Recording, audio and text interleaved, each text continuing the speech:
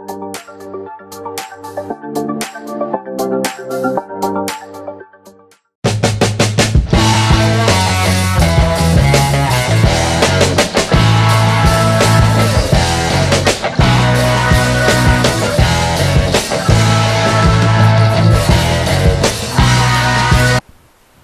The Lord. पुन्हा एकदा सर्वांचं मनपूर्वक स्वागत. पास्टर मनोज तेलरे मिनिस्ट्रीज या यूट्यूब चॅनलमध्ये आपण या चॅनलला लाईक करूयात, सबस्क्राईब करूयात आणि अधिकाधिक लोकांपर्यंत आपण हे चॅनल शेअर करूयात, जेणेकरून परमेश्वराचं अद्भुत कार्य अनेक लोकांच्या जीवनामध्ये होईल आणि त्यांच्या जीवनामध्ये देखील अद्भुत अशा साक्षी घडतील. त्या ठिकाणामध्ये खाली एक व्हॉट्सअप नंबर दिलेला आहे. तुमच्या जीवनामध्ये जर काही प्रश्न असतील, काही समस्या असतील तर नक्कीच तुम्ही त्या व्हॉट्सअप नंबरवर सांगू शकता किंवा पाठवू शकता. त्याचप्रमाणे तुमच्या जीवनामध्ये जर काही साक्ष घडली असेल तर तुम्ही ती साक्ष देखील तुम्ही त्या व्हॉट्सअप नंबरवर शेअर करू शकता. जर तुम्हाला या ठिकाणामध्ये यायचं असेल, जर तो नंबर लागला नाही, जर तुम्हाला काही प्रार्थना विनंती द्यायची असतील तर या ठिकाणामध्ये मी तुम्हाला 4 नंबर देत आहे. त्या 4 नंबरवर तुम्ही कॉल करू शकता. त्यातला पहिला नंबर आहे 9860274141. दुसरा नंबर आहे 9850144151. तिसरा नंबर आहे 9730319999 आणि चौथा नंबर आहे 9922882179. परमेश्वराच्या नावाला आपण धन्यवाद देऊयात. अद्भुत साक्षी परमेश्वर या चॅनलच्याद्वारे करत आहे, या वचनाच्याद्वारे करत आहे. आज आपल्यामध्ये एक बहीण सिस्टर शोभा कुडूप चेंबूर मुंबई या ठिकाणातून आलेले आहेत. ते यावेळेस पुढे येतील. परमेश्वराच्या नावाला आपण धन्यवाद देऊयात. आज आपल्यामध्ये सिस्टर शोभा कुडूप चेंबूर मुंबई या ठिकाणातून ही बहीण आलेली आहे. आणि जेव्हापासून लॉकडाऊन सुरू झालं होतं आणि तेव्हापासूनच पास्टर मनोज तेलरे मिनिस्ट्रीज हे यूट्यूब चॅनल परमेश्वराचं वचन अधिक लोकांपर्यंत पोहोचवण्यासाठी आपण सुरुवात करण्यात आली होती. आणि जेव्हापासून आपण हे चॅनल सुरू केलं तेव्हापासून या बहिणींनी सांगितलं की लॉकडाऊनपासून ही बहीण नित्यनेमाने हे चॅनल बघत आहे, परमेश्वराचं वचन पास्टरांच्याद्वारे ऐकत आहे. आणि त्यांनी एक साक्ष सांगितली की या बहिणीला लिहिता वाचता येत नव्हतं, त्या शाळेत देखील गेलेल्या नाहीत. पण जेव्हापासून ते वचन ऐकायला लागले लॉकडाऊनपासून आणि वचन ऐकता ऐकता परमेश्वराने त्यांच्या जीवनामध्ये अद्भुत कार्य केलं आणि आता ते स्वतः बायबल वाचू शकतात. म्हणून आपण सर्व गौरव परमेश्वराला देणार आहोत. एका बहिणीने पास्टरांना सांगितलं होतं, त्यांना प्रार्थना विनंती सांगितली होती.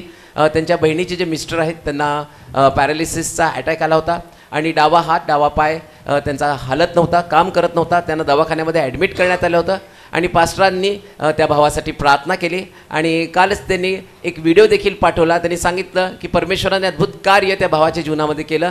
आणि तो भाऊ दवाखान्यामध्ये असताना दवाखान्यातला व्हिडिओ त्यांनी पाठवला. तर भाऊ कुठलाही आधार न घेता एका ठिकाण दुसऱ्या ठिकाणामध्ये व्यवस्थित चालत आहे आणि त्याला पूर्ण आरोग्य मिळालं. म्हणून आपण सर्व गौरव परमेश्वराला देणार आहोत. एका बहिणीने सांगितलं की 27 डिसेंबरला त्या बहिणीच्या छातीमध्ये खूप दुखत होतं आणि तो त्रास वेदना इतक्या असह्य होत्या आणि त्यांना डॉक्टरांकडे त्या गेल्या आणि डॉक्टरांनी सगळे काही रिपोर्ट्स त्या ठिकाणामध्ये त्यांना सांगितलं तुम्हाला सगळे चेकिंग करावं लागेल कारण की हार्टमध्ये बरंच प्रॉब्लेम असण्याची शक्यता आहे. आणि ते रिपोर्ट्स सगळे त्यांनी काढले आणि रिपोर्ट्स काढल्यानंतर त्यांनी पास्टरांना फोन केला आणि पास्टरांना सांगितलं की पास्टर असा त्रास होत आहे आणि रिपोर्ट्स पण आता सगळे काढलेले आहेत, तर पास्टर तुम्ही माझ्यासाठी प्रार्थना करा. पास्टरांनी त्या बहिणीसाठी प्रार्थना केली आणि परमेश्वराने अद्भुत कार्य त्या ठिकाणामध्ये केलं. त्या बहिणीच्या विश्वासाप्रमाणे सगळे रिपोर्ट्स नॉर्मल आले, कुठलाही प्रॉब्लेम त्या ठिकाणामध्ये राहिला नाही. म्हणून आपण सर्व गौरव परमेश्वराला देणार आहोत. 24 डिसेंबरला एक बहीण या ठिकाणामध्ये चर्चमध्ये आली होती, शिलोह पेंटिकॉस्टल चर्च सोलापूर या ठिकाणामध्ये. त्या बहिणीला कॅन्सर झाला होता आणि कॅन्सर झाला असल्यामुळं पास्टरांकडनं प्रार्थना करून घेण्यासाठी ते आले होते. कारण आर्थिक परिस्थितीत देखील ते जात होते, बरीच बिकट होती आणि त्यांना ऑपरेशन करण्यासाठी डॉक्टरांनी 4 लाख रुपयाचा त्या ठिकाणामध्ये खर्च त्यांना सांगितला होता. आणि ती बहीण या ठिकाणामध्ये विश्वासाने आली. या ठिकाणातून पास्टरांनी तिच्यासाठी प्रार्थना केली आणि प्रार्थना केल्यानंतर ज्यावेळेस ते ऑपरेशन करण्यासाठी त्या ठिकाणामध्ये परत डॉक्टरांकडे गेले, तो ज्यांना 4 लाख आधी खर्च सांगितला होता, दुसऱ्या वेळेस प्रार्थना करून गेल्यानंतर डॉक्टरांनी सांगितलं की तुम्हाला आता फक्त 2 लाखच त्या ठिकाणामध्ये खर्च येणार आहे, जास्त खर्च तुम्हाला येणार नाही. परमेश्वर त्याच्या लेकरांना जो मंदिरामध्ये येतो त्यांना लक्षात ठेवा कधीही निराश सोडत नाही. इथे येणारा प्रत्येक व्यक्ती जाताना भरपूर आशा आणि चमत्कार आणि मोठमोठे आशीर्वाद घेऊन या ठिकाणातून जातो. आणि असंच आज आपल्या जीवनामध्ये करण्यासाठी परमेश्वराचं वचन आहे. जोरदार टाळी आपण स्वागत करूया पास्टर मनोज तेलोरे यांचं. बसू आपण. ख्रिस्त येशूमध्ये सर्वांचं स्वागत करतो, प्रभूला महिमा देतो. अनेक साक्षी आवर्जून लोक सांगतात की तुम्ही आमची साक्ष चर्चमध्ये सांगा, कारण इकडं आम्ही आलो आणि जसं येऊन गेलो तसं देवाने काहीतरी केलं. मागे मी तुम्हाला सांगितलं की एक विदर्मी बहीण प्रभूकडे आलेली आहे. ती घरातली तिची आई अजून प्रभूमध्ये नाही, परंतु यूट्यूबचं वचन ऐकल्यानंतर तिला असं वाटलं की इथं शिलो चर्चला मी गेले तर नक्कीच माझ्या आईच्या जीवनामध्ये प्रभू काहीतरी काम करेल. तिच्या आईला डॉक्टरनं सांगितलं होतं की च्या डोळ्यातून पाणी येत आहे, तर ऑपरेशन करावं लागेल. आणि मग तिने समस्या सांगितली की आई मुलीला सोडती शाळेमध्ये, मला काम केल्याशिवाय घर चालणार नाही. आणि डॉक्टर म्हणते की जर ऑपरेशन केलं तर मग 1 महिना तिला कुठलंच काम करता येणार नाही. म्हणजे मुलाला कोण सोडणार, काम कोण करणार, असे अनेक प्रश्न तिच्यासमोर होते. आणि अशा परिस्थितीमध्ये तिच्यासमोर एकच पर्याय होता, देवानं काहीतरी अद्भुत काम करावं, ऑपरेशन टळलं जावं. आणि मग भल्या पहाटे 3:30-4 वाजता ती दौंडच्या स्टेशनवरती आली. आणि तिनं मनामध्ये ठरवलं, मी जाते, जे ऑपरेशनला खर्च येणार आहे त्यापेक्षा मंदिराच्या बांधकामासाठी मी थोडासा हातभार लावून येते, प्रभू काहीतरी काम करेल. आणि मग ती आली पहाटे, बिचारी या सोलापूरमध्ये आली. त्यानंतर इथं आली, फक्त 2 मिनटं माझ्याशी बोलली, म्हटली मला पुन्हा जॉबवरती जायचं आहे. माझ्या आईचा विश्वास नाही, पण ती म्हणते हा चमत्कार जर घडला तर माझ्या आई देवावरती विश्वास ठेवेल. माहीत नाही, कदाचित त्याच्यासाठी प्रभूनं मला या ठिकाणात आणलं. आणि मग इथून प्रार्थना करून ती गेली. आणि गेल्यानंतर ती दुसऱ्या दिवसापासून डोळ्यातनं पाणी येण्याचं थांबलं आणि ऑपरेशन टळलं. हालेलुया. ऑपरेशन टळलं. देवाला सर्व काही शक्य आहे, कोणती गोष्ट कठीण नाही. मला वाटतं अजून मागच्या 2 आठवड्याखाली कोणतरी एक सिस्टर या ठिकाणात आल्या होत्या की त्यांना असं वाटत होतं की या चर्चमध्ये मी आल्यावर जाताना साक्ष घेऊन जाईल. आणि मग ते आले. त्यांना त्यांच्या मुलाला मूल पाहिजे होतं. आणि ते आल्यावर मी त्यांना बोललो, तुम्ही चांगली वार्ता घेऊन जाणार, असं होणार नाही की तुम्ही इथं आला आणि तुम्ही रिकामं जाल. ते गेले. आणि गेल्यानंतर परवा दिवशी त्यांचा मेसेज आला, आम्ही गेलो पण डॉक्टरने सांगितलं की तुमची सून प्रेग्नंट आहे.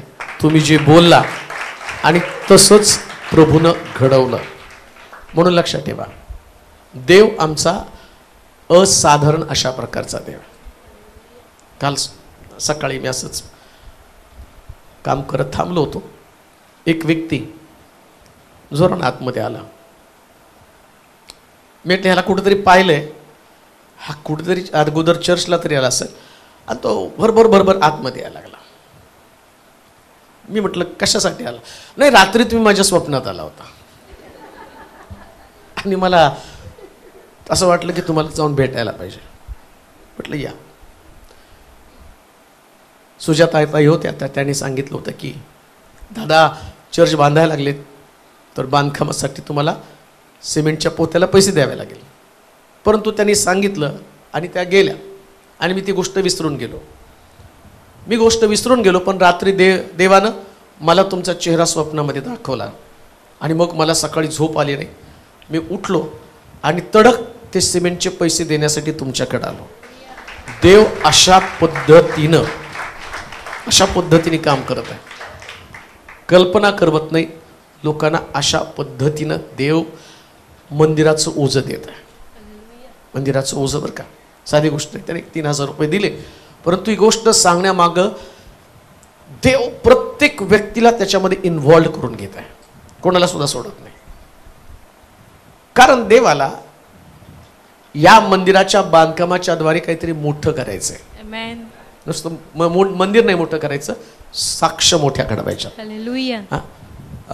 मला वाटतं स्तुती अक्षय त्यांना फार तळमळ होती की आमच्या मनात खूप आहे पण डेअरिंग होय ना. कारण त्यांचे खर्च अमर्याद आहेत. अमर्याद म्हणण्यापेक्षा एक नवीन जोडपं तर ते सगळं मॅनेज करणं फार कठीण असतं. त्यातमध्ये त्याला काम नव्हतं.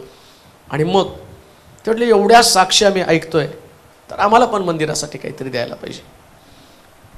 ख्रिसमसला त्यांचा ख्रिसमस, मग त्यांच्याशी बोलण्यावरून कळत होतं की त्यांना कपड्यासाठी सुद्धा पैशाची मारामार आहे. ते कसं मॅनेज करतात, कसं करतायत, परंतु त्यांनी ठरवलं की नाही प्रभूसाठी काहीतरी करायचं. आणि मग गावाला जाण्याच्या अगोदर म्हणजे पुण्याला जाऊन आले, पुण्यावरून आल्यानंतर दोघं जण आले आणि त्यांनी माझ्या हातामध्ये 50,000 टिकवले चर्चसाठी राहतो. मी डोक्याला हात लावला, म्हटलं यांचं सगळं मॅनेज करता करता यांनी हे कसं काय केलं. परंतु आता मला सांगू द्या, ज्यास तुम्ही प्रभूसाठी काय करता, देव अद्भुत अशा प्रकारच्या गोष्टी घडवणार. संजूचं पण आपल्या त्या सीयूचं ॲडमिशन ते सगळं करत असताना त्यांच्यासमोर सुद्धा मोठे प्रश्न आहेत. मला माहिती की हे सगळं मॅनेज करणं फार कठीण असतं, पण तरीसुद्धा त्यांचा निर्णय होता वर्ष संपण्याच्या अगोदर आम्हाला चर्चच्या बांधकामासाठी काहीतरी द्यायचं. आणि बिचाऱ्यानं त्यानं सुद्धा बांधकामासाठी 50,000 रुपये दिले. तर प्रभू सगळ्या गरजा पूर्ण करत आहे.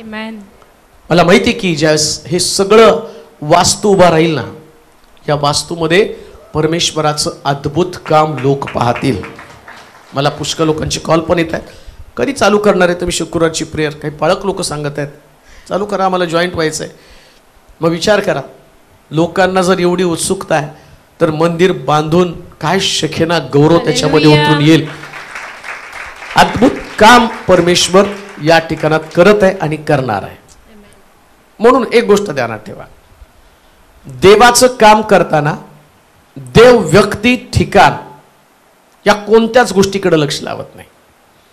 त्याला माहिती की माझं काम करण्यासाठी मी माझ्या योजना वापरत असतो आणि देव त्याच्या योजना वापरतो बरं का. पण एक गोष्ट ध्यानात ठेवा, जर देवाच्या कामामध्ये मी सहभागी आहे नाही का. ज्यावेळेस सनबल्लट तोबिया नेहम्या मंदिर बांधत असताना त्याला निरोप पाठवतो, त्याला म्हणतो ये आपण जरा चर्चा करू. त्यास हा नेहम्या काय म्हणतो माहिती का, मी सगळ्यात मोठ्या कामामध्ये गुंतलेलो आहे. तुम्हाला माहिती का, आज तुम्ही सगळ्यात मोठ्या कामामध्ये गुंतलेला आहात. जगातलं सगळ्यात मोठं काम परमेश्वराचं मंदिर बांधणं. आणि ते काम करताना तुम्हाला जर विचारलं जगामध्ये तुम्ही जीवनात काय केलं मोठं काम, तर छाती ठोक सांगायचं मंदिर बांधण्यासाठी हातभार लावला, बस.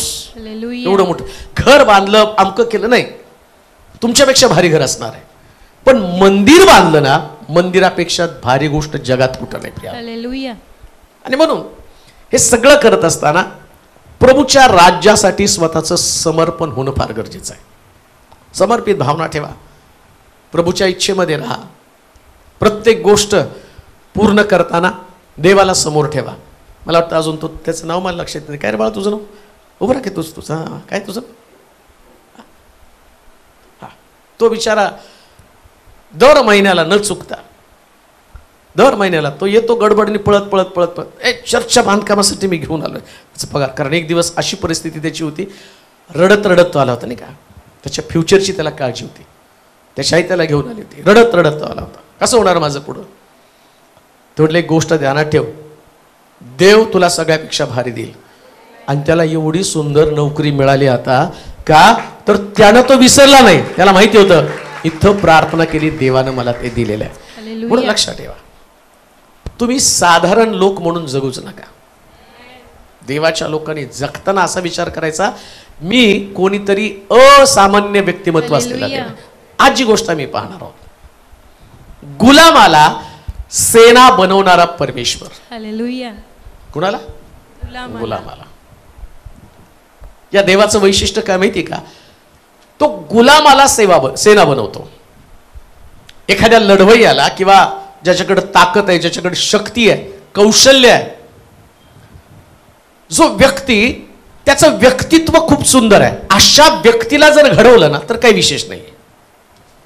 पैलवान एक चांगला खली आहे WWF मध्ये नाही का, कसली बॉडी आहे त्याची, आणि त्याला मिलिटरीमध्ये घेतलं तर काय विशेष वाटणार, बॉडी आहे त्याला. पण आमच्या आकाशला घेतलं तर कुठे गेलं आकाश, आकाश बरोबर.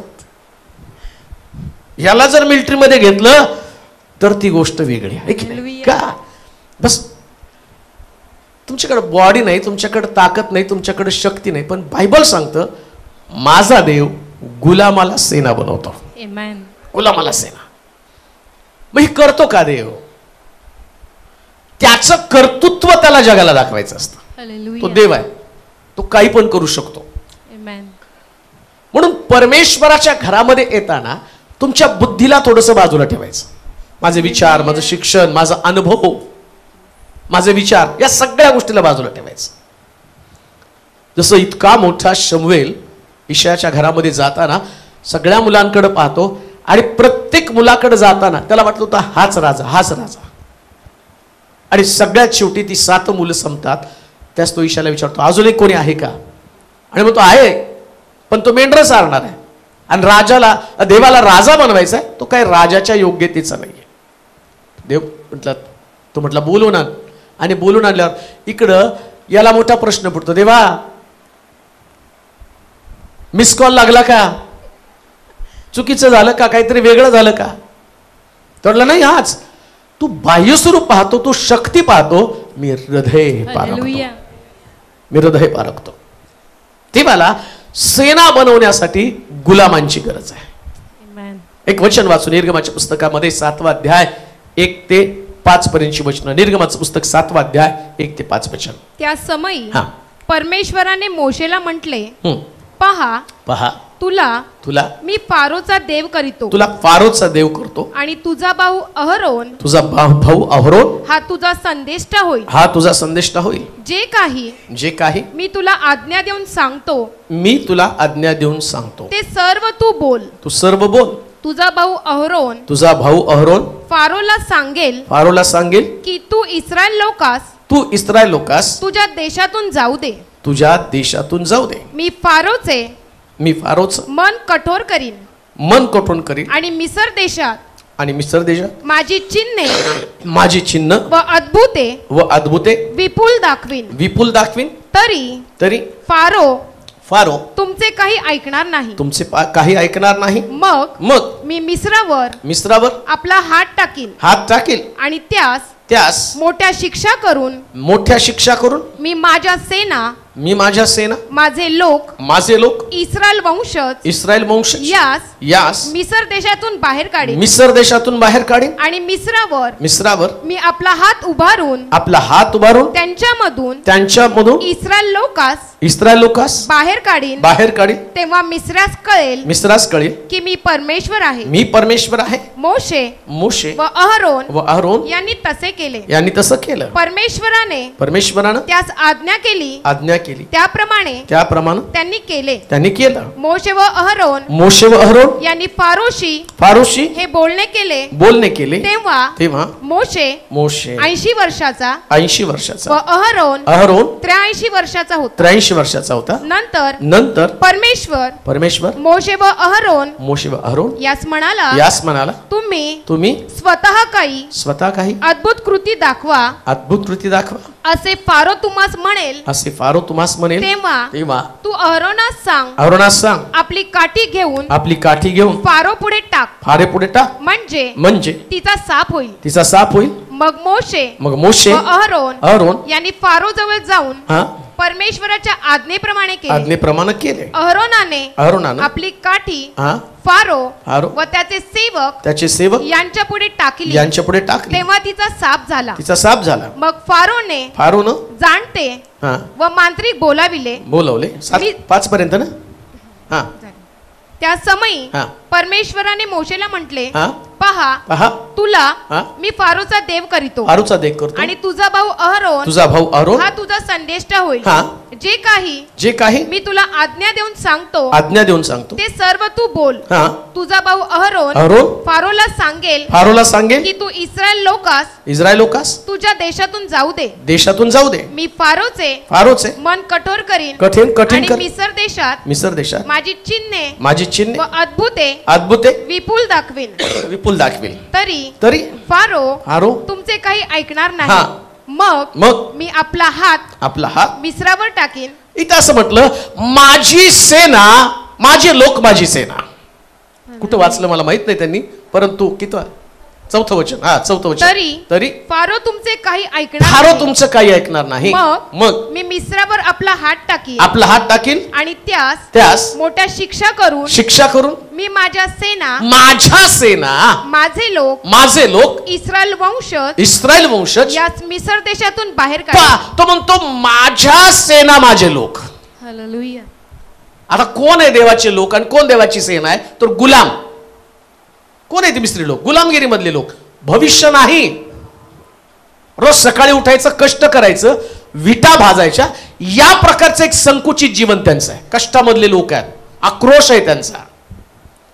आणि ही गोष्ट आम्ही या ठिकाणात पाहतो. नेमकं इस्रायल लोक ज्या मिस्रामध्ये गुलाम होते आणि हाल अपेष्टा सहन करत होते ना, नेमकं देवाचं लक्ष त्यांच्याकडे गेलं. कोणाकडं?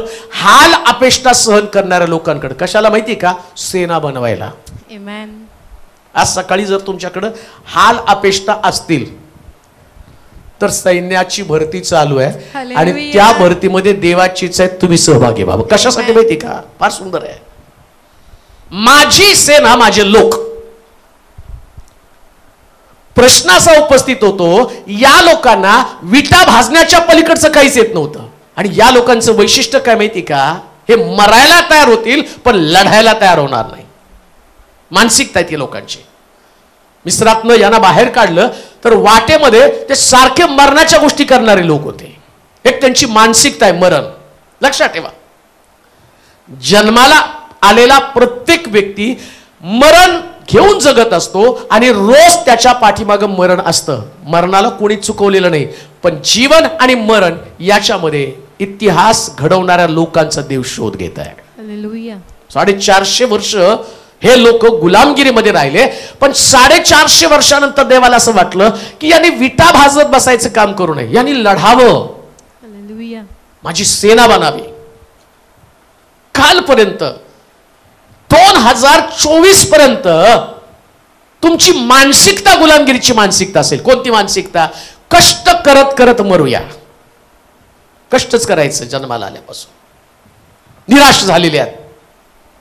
आज सकाळी तुम्ही देवाच्या मंदिरात त्याच धारणेनं आला असेल. एकदम निराश मानसिकता आहे, यातनं कोणीच बाहेर पडणार नाही. कदाचित कामावरची समस्या असेल, बिझनेस मधलं फेल्युअर असेल, एज्युकेशन मध्ये प्रॉब्लेम असेल, कुटुंबामध्ये कोणीतरी व्यसन करत असेल, घर तुटलेलं असेल, पती सोडून गेलेला असतील, लेकरं मरून गेलेले असतील, एकटं जीवन जगत असाल, कदाचित सस्पेन्शनची ऑर्डर तुमच्याकडे असेल. असंख्य प्रश्न तुमच्या समोर आहेत. परंतु घाबरू नका. ज्यावेळेस कोणाचं लक्ष तुमच्याकडे नसतं, त्या स्वर्गाचा देव, सेनेचा यहोवा देव तुमच्याकडे पाहत असतो. कशासाठी माहिती का? तुम्हाला सेना बनवण्यासाठी. म्हणून लक्षात ठेवा, तुमचं वैशिष्ट्य काय माहिती का? तुम्ही जर देवाचे लोक आहात तर तुम्ही देवाची सेना आहात. मी देवाचा व्यक्ती म्हणजे काय? देवाचा व्यक्ती म्हणजे नुसतं बसण्यासाठी, लढण्यासाठी देवाचे लोक असतात. सैन्याची मानसिकता तुमच्यामध्ये असली पाहिजे. म्हणून गिदोनाला विजय देताना त्यांनी म्हटलं, चल त्यांना पानवट्यावर घेऊन, आणि एक वाक्य जोरात बोल. कोणाला युद्धाच्या आवाजाची भीती वाटते त्यांनी जा म्हटल्यावर 22,000 लोक निघून गेले. किती गेले? 22,000. थोडं एवढ्या लोकांच्या द्वारे मला माहिती आहे हे आलेत, पण ही सगळी भारूड भरती आहे, त्यांचा काही उपयोग नाही. मग अजून तो म्हटला, याच्यातनं पण पानवट्यावरती घेऊन जा. गुडघ्यावरती गुडघे टेकून पाणी पिणारे आणि पाण्याला जीभ लावून पिणारे यांना वेगळं कर. 300 लोक भरले. तो म्हटला हेच विजय मिळवणार. आज सकाळी कोणत्या कॅटेगरी मधले तुम्ही लोक आहात? मानसिकता काय तुमची? कदाचित गिवअप करून द्याल, सोडून द्याल, चला गुलामगिरीमध्ये राहूया. आणि काय गुलामगिरीचं जीवन तुम्ही जगणार? त्याच विटा भाजणार, तेच कामकाज तुम्ही करणार आहात का? तुम्हाला वाटतं याच्यातनं बाहेर यावं? लक्षात घ्या, परमेश्वर म्हणतो ना, माझी सेना माझे लोक. देव त्याच्या लोकांची भेट घेतो तेव्हा अशी कमाल करतो की तो गुलामाला सेना बनवतो. ही कमाल दुसऱ्या जगात कोणीच करणार नाही. मी म्हणतो आज सकाळी तुम्ही बेकार आहात ना, लक्षात घ्या, तुमची बेकारी एका क्षणामध्ये देवानं जर भेट घेतली नाही, एका क्षणात तुमची बेकारी दूर करेल. आज सकाळी तुमच्या हातामध्ये कोणतं काम सुद्धा नसू द्या, हरकत नाही तुमच्याकडे काय काम. कदाचित शरीरामध्ये असणाऱ्या रोगाचे शिकार तुम्ही झालेले असाल, ही पण तुमची गुलामगिरी आहे. रोगाची गुलामगिरी तुम्ही करत आहात. मग रोगाची गुलामगिरी करायची का परमेश्वराचा शब्द ऐकायचा याच्यावर तुम्ही डिपेंड आहात. समजा मला आजारी, मी आज आजारी म्हटल्यावर मी म्हणणार नाही आता मी परमेश्वराच्या घरामध्ये कसं जाणार आहे, हा माझ्यासमोर प्रश्न असेल. कदाचित मी आजारी असल्यावर मी आजाराच्या भावनेमध्ये आलो असेल देवाच्या मंदिरामध्ये आणि मी म्हटलं कशी उपासना करू, कशी आराधना करू, कसं परमेश्वरासमोर. तो आजार काय करतो, तुम्हाला गुलाम बनवून ठेवतो. मानसिकता तुमची, खाली बसा, उठू नका, त्रास होतो तुम्हाला आणि तुम्ही ते एन्जॉय करत नाही. आणि इकडे देव काय म्हणतो, माझे लोक माझी सेना. म्हणजे तुम्हाला त्या आजाराविरुद्ध लढावं लागतं. आणि तुम्ही 2 हात आजाराशी केला ना, लक्षात ठेवा त्याचं नावच यहोवा राफा आहे, आरोग्य देणारा देव आहे. कुठं पण तुम्ही असा, मंदिरात असा, युट्यूबला, फेसबुकला, गुगल मीटला, कुठं तुम्ही असा, आज देवाचं अभिवचनाच्या द्वारे तुम्हाला सांगतो परमेश्वर या आजाराच्या विरोधात लढण्यासाठी तुम्हाला सेना बनवत आहे. सेना, माझी सेना, माझे लोक. तुमच्या घरामधली परिस्थिती कदाचित तुम्हाला तुमचं हत्यार टाकण्यासाठी भाग पाडत असेल, नाही तुमच्या घरामध्ये तसलं वातावरण आहे, इतकं भयानक, इतकं कठीण, तुम्हाला वाटत असेल की आता जगण्यामध्येच काही मजा नाहीये, आशा संपून गेली असेल. परंतु एक वचन माझा त्या ठिकाणामध्ये, परमेश्वर जेव्हा भेट घेतो तेव्हा सगळं बदलतं. 7वा अध्याय 3रं वचन. मी फारोचे मन कठोर करीन आणि मिसर देशात माझी चिन्हे. पहिली गोष्ट, सेना बनवताना देव सगळं कठीण बनवतो. आमेन म्हणाल का? आमेन.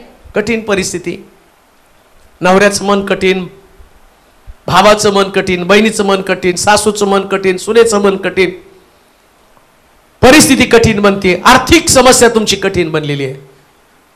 अजून एक गोष्ट मला सांगतो, मन कठीण करणारा पण देवच आहे. हालेलुया.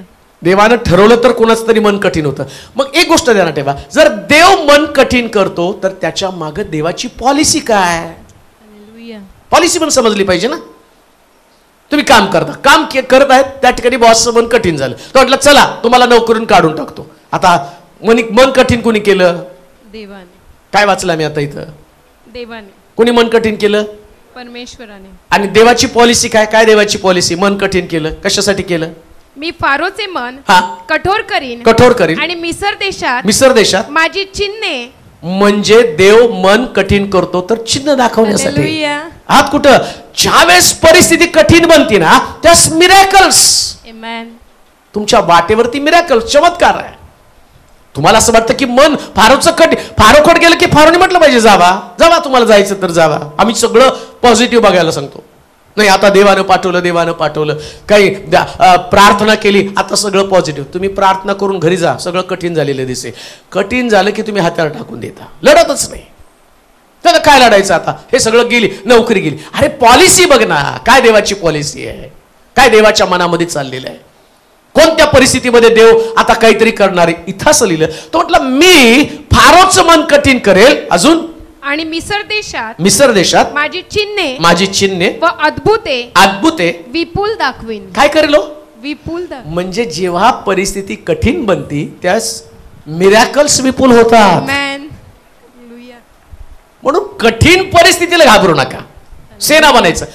येऊ दे, किती प्रश्न येतात रोज सकाळी उठलं, अजून तुला ये बस, येऊ द्या, किती येतात ते. तुम्ही प्रश्नाला घाबरता आणि हातावर टाकून देता. आणि बायबल सांगतं की माझे लोक माझी सेना. मग देवानं या पृथ्वी तलावर एक सुद्धा विजय मिळवण्याचं बाकी ठेवलेलं नाही, एक पण नाही. शेवटचा शत्रू मरण, असं लिहिलं. मरण हा सगळ्यात शेवटचा शत्रू, आणि त्या मरणावर पण येशूने विजय मिळवला. आता अजून कोणते प्रश्न राहिले सांगा? डोंगरावरती गेल्यावर भाकरीचा प्रश्न निर्माण झाला. तो म्हटला काळजी करू नका, लोकांना बसवा. तो असं नाही म्हटला आता भाकरी नाही मग कुठनं करू, तो म्हटलं बसवा लोकांना. मुलगा आला, त्या मुलाने 5 भाकरी 2 मासे घेऊन आले, तो म्हटलं लोकांना बसवा. असं नाही म्हटला आता 5 भाकरी 2 मासे एवढ्या लोकांना कसं तृप्त होणार आहे. शिष्यांमध्ये ती चुळबुळ चालू होती, एवढ्या लोकांना 5 भाकरी 2 मासे कसे पुरणार आहे. मानसिकता तशीच आहे. पण तो म्हणतो की माझे लोक माझी सेना आहेत. येशू ख्रिस्तानं त्या भाकरी घेतल्या. लक्षात घ्या, जे तुमचं आहे ते घेऊन बसा आणि लढा. हजारो लोकांना तृप्त करणारी भाकर तुमच्याकडे आहे. मानसिकता बदला, हत्यार टाकू नका, मन खचू देऊ नका, मनाची चलबिचल होऊ देऊ नका. तुमचा देव सगळ्यातनं तुम्हाला बाहेर काढण्यासाठी समर्थ आहे. जेव्हा परिस्थिती कठीण बनते तेव्हा ध्यानात घ्या, तुमच्यासाठी याच्यापेक्षा मोठ्या मोठ्या गोष्टी घडणार आहेत. राहुल घाबरू नका. आता तुमचा व्यापार चांगला नाही ना, परिस्थिती कठीण आहे. तो बाप्तिस्मा घेतला, सगळं झालं, परिस्थिती तर कठीणच होत चाललेली आहे. पण मानसिकता देवाची ओळखा, मिरॅकल्स लपलेले आहेत. जेव्हा परिस्थिती कठीण बनते तेव्हा मोठ्या मोठ्या साक्षी घडल्या जातात, मोठमोठे चमत्कार घडले जातात. मोठ्या चमत्कारासाठी छोट्या छोट्या असणाऱ्या शत्रूला घाबरू नका. लक्षात ठेवा, सगळ्यात मोठा शत्रू मरण आहे. कोणता मोठा शत्रू आहे? मरणार आहे का तुम्ही उद्या? सांगितलं का डॉक्टरने? आणि तुम्ही उद्या मरणार असता तर चर्चला आज आलाच नसता ना. सगळे नातेवाईक जमा करून नाकाला ते ऑक्सिजन लावून डोळे उघडून चालू केलं असतं तिथं. चांगले धडधाकटात नीटनेटक्यात. आणि लक्षात ठेवा, या नीटनेटक्या जीवनामध्ये एखादा छोटासा शत्रू आहे, उठून उभं राहा. मिरॅकल्स अद्भुते करणारा देव. का? कारण तुम्ही त्याची सेना आहात, म्हणून देव तुमच्यासाठी चमत्कार करणार आहे. हाताला टाकणारे लोक देवाला अजिबात आवडत नाही. उगाच रडत बसायचं की आता पुढं कसं होणार आहे. अरे तो म्हटला फारोला घाबरू नको, या फारो समोर मी अशा काही पीडा पाठवेल. वाचावर वचन. मी फारोचे मन कठीण करीन आणि मिसर देशात माझी चिन्ह व अद्भुते विपुल दाखवेल तरी फारो तुमचे काही ऐकणार नाही. तरी सुद्धा फारो तुमचे काही ऐकणार देव आहे बघा. कमांडोचं ट्रेनिंग असतं का नाही, ते सगळ्यापेक्षा डेंजर असतं. पोलिसाचं ट्रेनिंग नसतं, म्हणून पोलिसांना डेरे असले तरी पळतात नाही का. ते कमांडोला नाही. कमांडो वेगळा आहे. त्याला ते जमिनीवरून चालावं लागतं, पाण्यात त्याचं ट्रेनिंग आहे, त्यानंतर रोप क्लाइम्बिंग आहे, त्यानंतर बर्फावरती झोपावं लागतं, अंगावरचे कपडे. इतकं कठीण ट्रेनिंग त्यांचं. का? कारण ते कमांडो आहे. साधे सुधे सैनिक बनू नका, कमांडो बना. देव कठीणातला कठीण प्रसंग तुमच्यावरती आणेल, कठीणातल्या कठीण लढाया तुम्हाला जिंकण्यासाठी भाग करेल. तर याचा अर्थ देवानं तुमच्यावर विश्वास टाकलेला आहे. कमांडो आहेत, कमांडो आहेत तुम्ही. एखाद्या प्रश्नाला घाबरता का? एक समस्या, कोणती समस्या तुमच्या समोर आहे? अहो, इकडं दानियल सिंहाच्या गुहेमध्ये आहे, त्याची समस्या एवढी मोठी आहे. भट्टीमध्ये शद्रक मेशक अबेदनगो आहे. ना तुम्हाला भट्टी आहे, ना तुम्हाला सिंहाची गुहा आहे तुमच्या समोर. कदाचित एक सामान्य प्रश्न असेल तुमचा. प्रश्न जगातला सगळ्यात सामान्य प्रश्न आहे. तो प्रश्न एवढा मोठा कधीच नाही. खूप सामान्य आहे, खूप सामान्य प्रश्न तुमचा आहे. पण देव किती मोठा आहे. आणि मोठा देव तुमच्या संबंधानं काय बोलत आहे? मी फारोचं पण आणखीन कितीही चमत्कार घडले तर असं समजू नका चमत्कार घडले आता सगळं काही ती साक्ष घेऊन. हा मी असं झालो होतो, मग मला नोकरी ती, मग मला नोकरी लागली तर अजून मोठे प्रश्न येणार आहेत. मग का देव प्रश्न पाडतो? सैनिक आहे म्हणून. हालेलुया. बॉर्डरवरती तुम्हाला लढायचंय. यायचं, चर्चला जायचं, बसायचं, गायचं गीत गाऊ वाटलं, नाही गाऊ वाटलं जायचं तर देव तुम्हाला म्हणतो जा भाई. थंडी, ताप, सार, पडद, सर्द, काय पडस, खोकला याच्यातच खेळत बसा. अंगदुखी, डोकंदुखी, झंडूबाम, पिढा हरिबाम तेच करत बसा. पण जेव्हा तुम्ही मोठे सैनिक बनता त्यास तुम्हाला मोठ्या लढाया जिंकाव्या लागतात. असं म्हणू नका. चमत्कार घडल्यावरती तुमच्या बरोबर देव असल्या कारणानं आता तुम्हाला कोणत्या समस्या येणार नाही असं विचार करू नका. उलट तुमच्यावर देव असल्या कारणानं सैतान तर चिडतो. त्याला वाटतं ना याने देवाची सोबत सोडली पाहिजे, याने परमेश्वराच्या मार्गात चालू नये, याला मला घाबरवायचंय. पहा, बायबल सांगतं सैतान गरजणाऱ्या सिंहासारखा. सिंह आहे का? मला ती गोष्ट आठवते नाही का.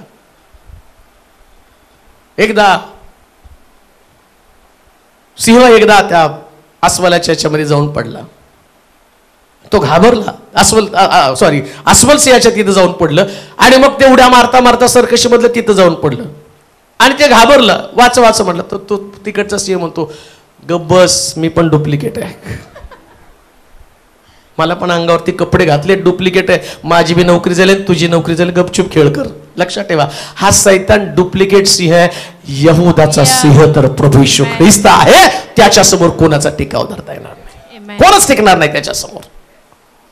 मग त्याच्या डरकाळीला का घाबरता? एक डरकाळी तो फोडणार आहे, त्याचं कामच आहे डरकाळी फोडणं. सर्कशीतला जोकर आहे तो, त्याला नेमलंय तिथं. आणि लक्षात ठेवा, तो फक्त तुम्हाला घाबरवण्याचं काम करणार आहे, वेगवेगळ्या माध्यमातून तुम्हाला घाबरवणार आहे. कधी घरामधनं तुम्हाला घाबरवल, येईल नवरा तो सांगेल मी तुला घटस्फोट देणार आहे. इतफाक साहेब नवरा घट दिला का? तो डायलॉग मारून तुम्हाला दमबाजी करतो, तुम्ही त्याचं ऐकावं म्हणून. बॉस कधी कधी सांगतो 1 महिन्यानंतर तुमची नोकरी जाणार आहे, तो डरकाळी फोडणार आहे. आणि तो बसलायवर कशासाठी बसलाय? फारूचं मन कठीण करतो आणि तो अद्भुते करतो. बायबल सांगतं त्या सिंहावरती, त्या बॉसवरती, डॉक्टरवरती, तुमच्या नवऱ्यावरती आणि परिस्थितीवरती विश्वास ठेवू नका. देव भेटतो, सगळी परिस्थिती बदलली जाते. सगळी बदलली जाते प्रिया. त्याचं काम आहे तुम्हाला धमकी देणं. त्याच्या धमकीला भीक घालूच नका. सेना म्हणून लढायला सुरुवात करा. काय पण प्रश्न असू द्या, लढा, उभं राहा. मी इथं हार मानणारच नाही. देवाच्या मंदिरातनं बाहेर जाताना एक पिक्चर सुटल्यावरती लोक जर पहिले असायचे, आता नाही बरं का, पहिले जात होतो बरं का, सगळे जात होते. कशात खोटं बोलतो तुम्ही? ते थिएटर मधनं सुटल्यावरती एक वेगळाच ग्लो चेहऱ्यावरती यायचा. जर ते रोमॅन्टिक असेल तर हा जाताना हिरोईन शोधतच बाहेर पडायचा. आणि जर समजा तो जास्त ढिशूमचा असेल, काय म्हणतात त्याला, अँग्री, डॅशिंग, तर तो दोघा चौघाला उगाच मार खाऊन येईल नंतर तो. पण बाहेर पडताना ती मानसिकता, जेव्हा देवाच्या मंदिरामध्ये तुम्ही येता त्यास असं तसं बाहेर पडू नका, लढवय्य बनून बाहेर पडा. ही मानसिकता ठेवा.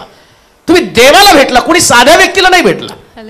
आणि देव भेटल्याबरोबर आतमध्ये एक प्रचंड आवाज असतो.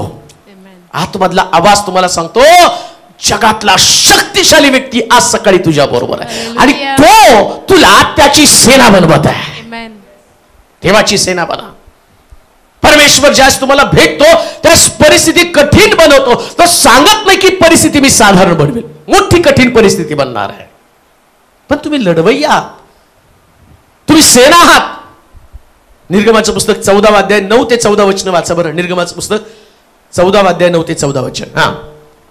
मग फारोचे सर्व घोडे, फारोचे सर्व घोडे, रथ व स्वार यांसह मिस्री सैन्यानं त्यांचा पाठलाग करून पीह हिरोथा नजीक व बाल सफोना समोर समुद्र तीरी त्यांनी तळ दिला होता.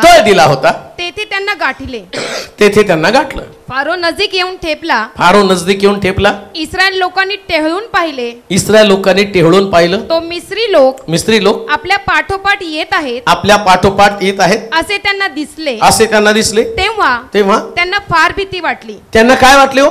फार भीती वाटली. बघा आपले सगळ्या मिस्त्री काय, इस्रायल काय ना आपण काय, सोलापुरी काय, कोल्हापुरी काय, पुणेरी काय, मुंबेरी काय, इथून तिथून सगळे एकसारखेच आहेत.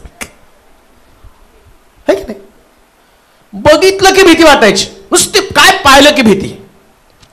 डॉक्टर कुणीतरी मला सांगितलं प्रार्थना करा, ऑपरेशनला जायचंय, भीती वाटायला लागली. नळी लावायची भीती वाटायला लागली, गोळी खायची भीती वाटायला लागली.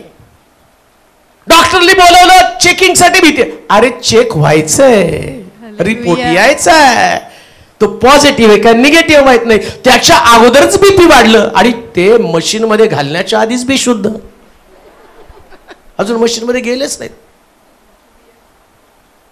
आणि कोण आहे आम्ही? परमेश्वराची सेना. ही बघा सेना. अहो सेना आहात.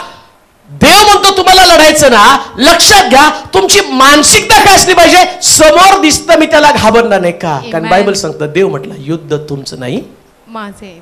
कोणाचं युद्ध आहे? परमेश्वर. लढणार कोण आहे? परमेश्वर. म्हणजे ते पोरगा असतं बघा छोटं, त्याच्या मित्राशी भांडण करत असत आणि मग तो तेवढ्यात त्याचा बाप तिकडून येतो आणि तो आता लाव मला हात. एवढे वेळ ते पोरग घाबरतं त्याला.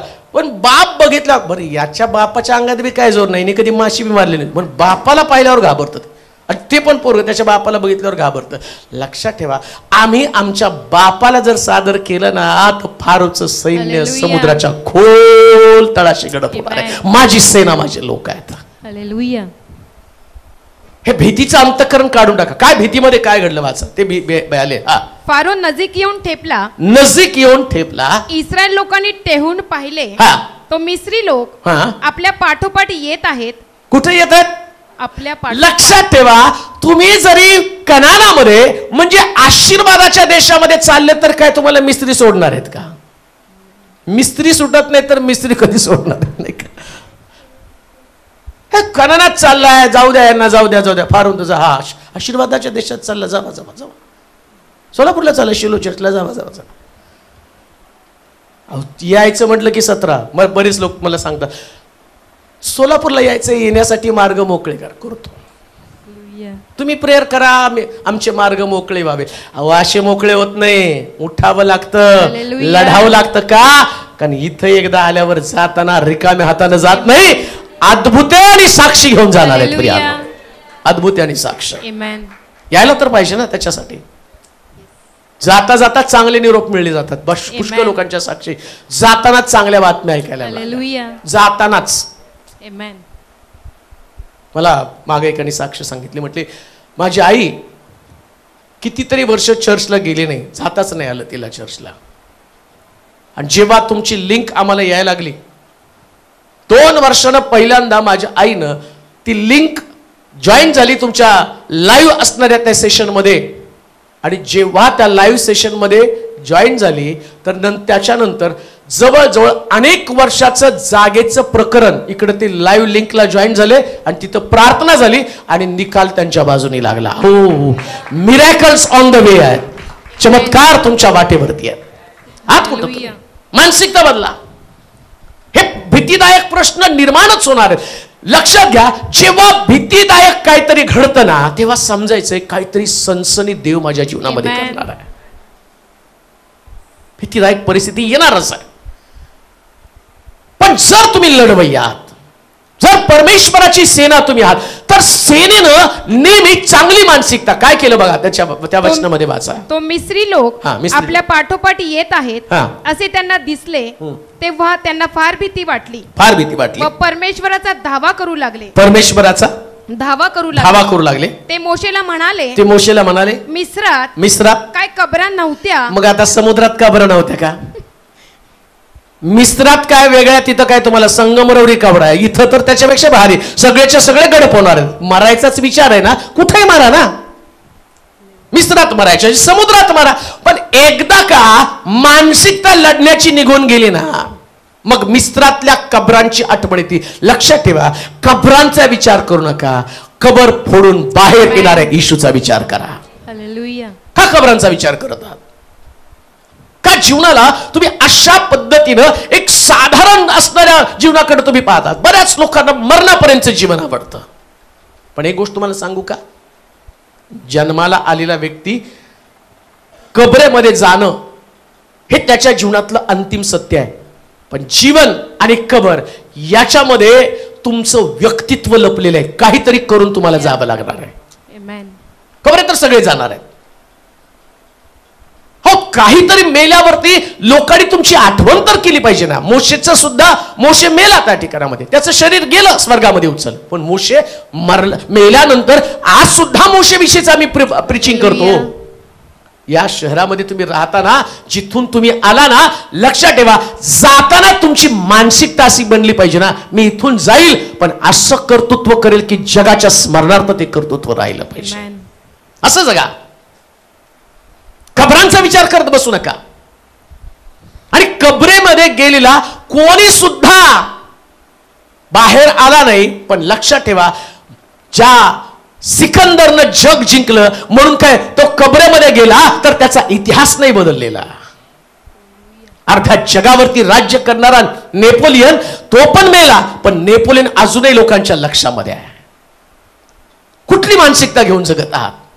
लढा, उभं राहा, परिस्थितीशी सामना करा. लढण्याची ताकद जर तुमच्याकडे असेल तर देव तुम्हाला संघर्ष करण्यासाठी भाग पाडतो. एक गोष्ट ध्यानात ठेवा, वाटेतच फारोला विचार करा, समजा त्या 10 पिढ्या पाठवल्या, त्या 10 पिढ्या पाठवल्यावर फारोला त्याच्या घरादाराला देवानं तिथंच मारून टाकायला पाहिजे होतं.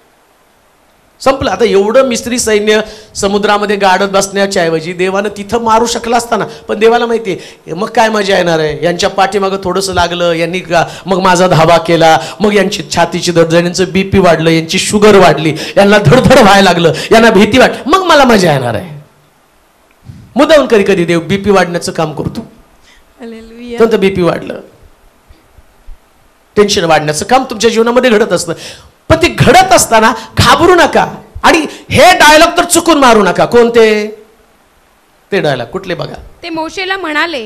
काय म्हणाले? मिस्रात काय कबरा नव्हत्या. मिस्रात काय कबरा नव्हत्या, म्हणून तू आम्हाला येथे रानात मरायला आणले. मरायला आणलं आम्हाला तू मिस्रातून बाहेर आणले. मिस्रातून बाहेर आणलं ते काय म्हणून आणलं बाबा? आम्ही तुला मिस्रात नव्हतो का म्हणत की आम्ही आहो ते ठीक आहो. इथंच बरं आहे. 2000ची नोकरी, पत्र्याची खोली, बस. आपलं काय एकदम ठीकठाक चाललंय, तेवढंच. जास्त संघर्ष नको. देवा अर्धी भाकर दिली तरी समाधानी. खा अर्धी भाकर. काय लागतं माणसाला? जमीन माझं अंतरून, आकाश माझं पांघरून. ही मानसिकता.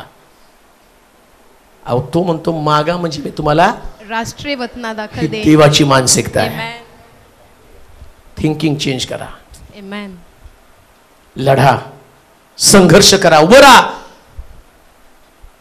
जर तुम्ही मिस्त्रातल्या गोष्टीमध्ये अडकून पडाल, पुन्हा मी तुम्हाला सांगतो, देवाला कधीच वाटत नाही त्याच्या लोकांनी आहे त्या परिस्थितीमध्ये राहावं. आणि 2024 मध्ये तर तुमची परिस्थिती बदलायलाच पाहिजे.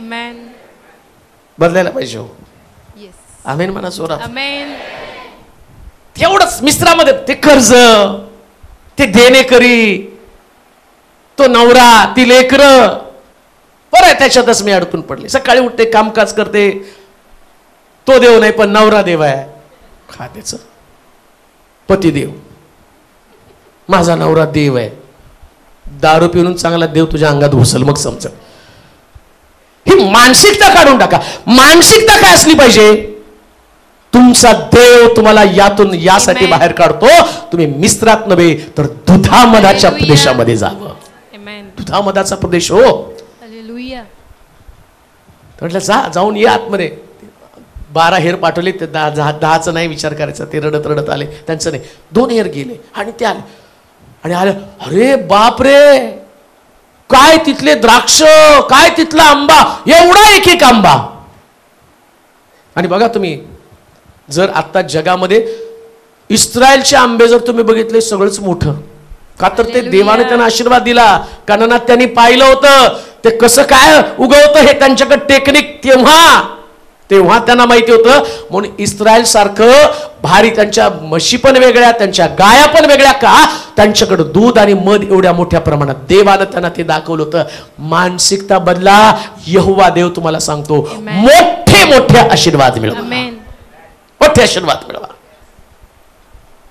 मोठ्या पगाराच्या नोकरीची अपेक्षा करा. मोठ्या पगाराच्या, बरं का.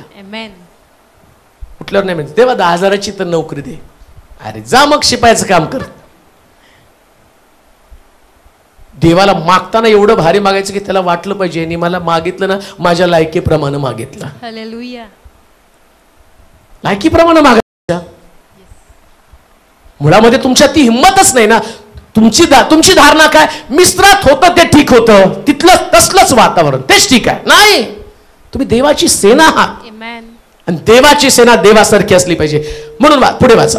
आम्ही तुला मिस्रात नव्हतो का म्हणत की आम्ही आहो ते ठीक आहोत. आम्हाला मिस्री लोकांची गुलामगिरी करत राहू दे. काय अपेक्षा बघायची? काय पाहिजे? आम्हाला मिस्री लोकांची गुलामगिरी करत राहू दे. आम्हाला रोगाची गुलामगिरी करू दे. सकाळी उठलं की कंबर दुखली, कसं कंबर दुखली, डोकं दुखलं, अमकं दुखलं, ती गुलामगिरी आवडते. कामाच्या ठिकाणी त्रास आहे, बॉस त्रास आहे, हा त्रास आहे, आणि बरेच बॉस बरा म्हणून प्रार्थना करा. अरे बापरे, अरे लढ ना. सिंह मारावेत म्हणून प्रार्थना करा. ना सिंह मारणार ना बॉस मारणार, Hallelujah. पण देव सिंहासमोर Amen. आणि राजासमोर तुला दाखवून देईल, मी यहोवा देव आहे आणि ही माझी सेना आहे. हालेलुया. ही माझी सेना आहे. सिंहाला पण राहू द्या, राजाला पण राहू द्या. रात्रभर तुम्ही प्रार्थना करा, सकाळी राजा येईल आणि तो तुम्हाला प्रश्न करेल, दानियेला, परात्पर देवाच्या मुला, तुझा देव त्यानं देवदूत पाठवून सिंहाची तोंड बंद केली का? त्यास तुमचं आतून उत्तर असलं पाहिजे, महाराज चिरायू असा माझ्या देवानं देवदूत पाठवून सिंहाची तोंड बंद केली. हे सेनेचं लक्षण आहे. तुम्ही सेना बना, कुरकुर करत उठू नका. Amen. कधी कुणी विचारलं ना कसं आहे तर एकदम बरं आहे म्हणायचं. Amen. तुम्हाला खूप कसं आहे म्हणलं तुम्ही ते कुरकुर करायला लागल्यावर ते काय तुम्हाला घरी घेऊन जाणार आहे, उलट ते म्हणतील टाळा. कसं आहे बरं आहे का म्हटलं, एकदम फ्रेश ठणठणीत. Yes. Amen. तुम्हाला कसला त्रास आहे बरं? काय होतं माहिती का? त्यांना विचार काय होतं ते कळत नाही, मग होतं काय? त्यांना आजार विचार काय होतं, नाही डॉक्टर काय होतं ते कळत नाही, तो तोंड बघत नाही, काय होतं ते कळत नाही, उपचार तरी कसा करावा? का तर ही मानसिकता आहे. पण एक गोष्ट ध्यानात ठेवा, जेव्हा देव तुमच्या बरोबर असतो त्यावेळेस तुमच्या शरीरामध्ये एवढे विकार असतात पण तरी तुम्ही तंदुरुस्त असता. हालेलुया. का तर तुम्ही लढलेला आहात. Amen. सेना बना, गुलाम बनू नका. हालेलुया. कोणत्याच परिस्थितीचे गुलाम बनू नका. रोजच्या दिवसामध्ये तुम्ही सेना बनलं पाहिजे. दुसरे राजे 7 अध्याय 3 ते 8 वचन वाचूया. पहा, माझे लोक माझी सेना. हा, गुलाम बनले, सेना. पुढे वाचा. हा, वेशीच्या बाहेर 4 कोडी माणसे होती. एकमेकाला म्हणाले, फार सुंदर बर का, आज तुमची गुलामगिरीची मानसिकता बदलली आणि सेना झालं तर काय होणार आहे? वाचा. हा, येथे बसून, इकडे इस्रायल लोक काय म्हणतात, मिस्रात का बरं नव्हते का, तिथे मरून जायचं. लक्षात ठेवा, मरणापर्यंतचा जीवनाचा विचार तुम्ही ज्यास कराल त्यास तुमच्या जीवनात काहीच घडणार नाही. नुसतं मरण्याचा विचार तुम्ही कराल. जन्माला आला आणि मरण्याचा विचार करतात. 4 कोडी यांची मानसिकता काय, इथं बसून. आता पुन्हा तुम्हाला सांगतो, जे युट्यूबला ऐकत आहेत ना, तिकडे बसून मरू नका, एकदा सोलापूरमध्ये या. हालेलुया. फाशी घेऊ नका तिथं बसून, डायझन पिऊ नका तिथं बसून. चॅलेंज आहे माझं, इथं एकदा येऊन जा. हालेलुया. इथं एकदा येऊन गेलं ना तर तुम्ही गुलाम नव्हे तर सेना बनून जाणार आहात. कोड्यांना सांगितलं इथं बसून का मरावं. हा, त्यावेळी वेशीच्या बाहेर 4 कोडी माणसे होती. हा, ती एकमेकास म्हणाली, येथे बसून का मरावे, का मरावे, नगरात जाऊ म्हटले तर, सोलापुरात जाऊ म्हटले तर, तेथेही आपण मरणारच. तिथे गेलो तरी मरणार, गाडी खर्च जाणार आहे, कारण कर्ज झालेलं आहे. हा, कारण तेथे महागाई आणि येथे बसून राहिलो तरीही मरणारच. तुम्ही तुमच्या घरी बसून राहिलं तरी मरणार आहे. गाडी खर्च, अजून काय होणार आहे? अजून एक सावकार बघायला मिळणार आहे. तिकीट नाही, पैसे नाही तिकिटाला, कसं काय जायचं? येऊन तर बघा. हालेलुया. असं देव चमत्कार करेल ना की जाताना मार्गच मोकळे करणार आहेत. सगळीकडचे मार्ग मोकळे करणार. अचानक तुम्हाला कळेल, जिथं तुमचं शेत नव्हतं ते शेत पण तुम्हाला येऊन मिळालं. असं घडेल.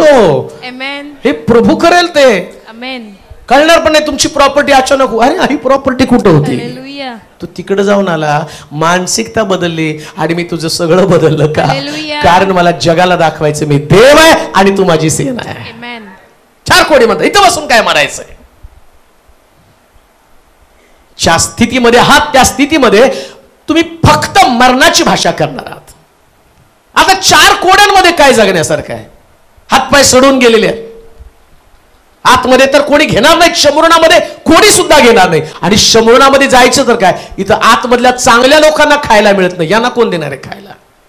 हे भीक मागतात. जे कोडी आहेत ना, हे भीक मागणार आहेत. आता ते म्हणतात, वेशीच्या बाहेर पण आम्हाला आत अन्न नाही, बाहेर पण मरून जाणार आहे, आतमध्ये गेलं तरी मरून जाणार आहे. लक्षात ठेवा, मरण सगळीकडे आहे. पण जीवन देणाऱ्या देवाकडे तुम्ही आला तर तो मरू देत नाही, तो Hallelujah. तुमची स्थिती बदलतो. ही म्हणून ह्या मानसिकतेमधनं बाहेर पडा. मी सैन्य आहे. वाचा पुढे. त्यावेळी वेशीच्या बाहेर 4 कोडी माणसे होती. ती एकमेकास म्हणाली, येथे बसून का मरावे, येथे बसून का मारावे. नगरात जाऊन म्हटले. आणि आज मुंबईवरून 4 जण आले. किती जण आला तुम्ही? 5 6 जण. किती जण आले? कितीतरी आला का नाही तुम्ही? कशा तुम्ही चर्चा करून आला ना एकदाच. जाऊया. आणि किती मला वाटते सारखं त्यांचा मार्ग मोकळे करावे, मार्ग मोकळे करावे, मार्ग मोकळे करावे. मार्ग मोकळे झाले, तुम्ही आला. आता इथं तुम्ही आल्यावर तुम्ही काय जाताना रडत थोडी जाणार आहे. Amen. तुम्ही ज्यास मुंबईला जाल ना तिथं म्हणाल नाही, तिथं जाऊन आल्यापासून Hallelujah. सगळं बदललं का, तर इथं आम्हाला देव भेटलेला आहे. लढण्याची ताकद, Hallelujah. लढण्याची ताकद. लक्षात ठेवा, ही लढण्याची प्रेरणा आणि ताकद फक्त देवाच्या लोकांमध्ये आहे. Amen. देवाच्या लोकांची चर्चा तीच आहे. मरणाची चर्चा आहे, पण कसं त्यांची चर्चा आहे बघा. इथं बसून नगरात जाऊ म्हटले. नगरात जाऊन म्हटलं तर तेथेही आपण मरणार, तिथे पण मरणार आहे. कारण तेथे महागाई आणि येथे बसून राहिलो तरीही मरणारच आहे. तर चला चला आपण आरामी सेनेत जाऊन मिळू. आता विचार काय बदलला? सैन्य बनायचं. Amen. कोडी बनले सैन्य. Hallelujah. लक्षात ठेवा, तुम्हाला सुद्धा जी अवस्था आहे त्यातनं तुमचं रूपांतर व्हायला पाहिजे. Amen. ते बॉडी बिल्डरला एक कुठला शब्द वापरतो की ते पहिले अशक्त असतो, नंतर काय म्हणतात त्याला, नाही काहीतरी शब्द शारोनला माहिती. ते ट्रान्सफॉर्मेशन वाळकाच ते बिफोर आफ्टर जाहिरात येतं ना. पहिले टकला था अब बाल उगाए, टोप घातलेला असतो, काही नसतं त्याचं. आणि मग ते सांगतात मैं पहिले मैं बोल ऐसे बोल रहे थे, मैं रोता था, वो करता था, फिर बाल उगाए, कुछ नहीं, जाकर खोलो उनको मालूम पडेगा वो क्या. पण ट्रान्सफॉर्मेशन असतं. मग आम्ही सगळे येडे त्याला ऑर्डर करतो त्या, आणि ते मागवल्यावर आमचे आहे ते बी जातात. मग पुन्हा ट्रायो, मग आमक, मग तमक, सगळं चाचपायचं. मग कांद्याचं तेल, मग वांग्याचं तेल, बटाट्याचं तेल, सगळे जमा करून ट्रान्सफॉर्मेशन पाहिजे. Amen. सांगण्याचं तात्पर्य ट्रान्सफॉर्मेशन. कोणाला पण ट्रान्सफॉर्मेशन पाहिजे होता. Hallelujah. कसलं ट्रान्सफॉर्मेशन? इथं बसून मरणार आहे, सैनिकामध्ये जाऊन लढूया. ट्रान्सफॉर्मेशन. कोणती मानसिकता घेऊन जगतात? इथंच मरायचं.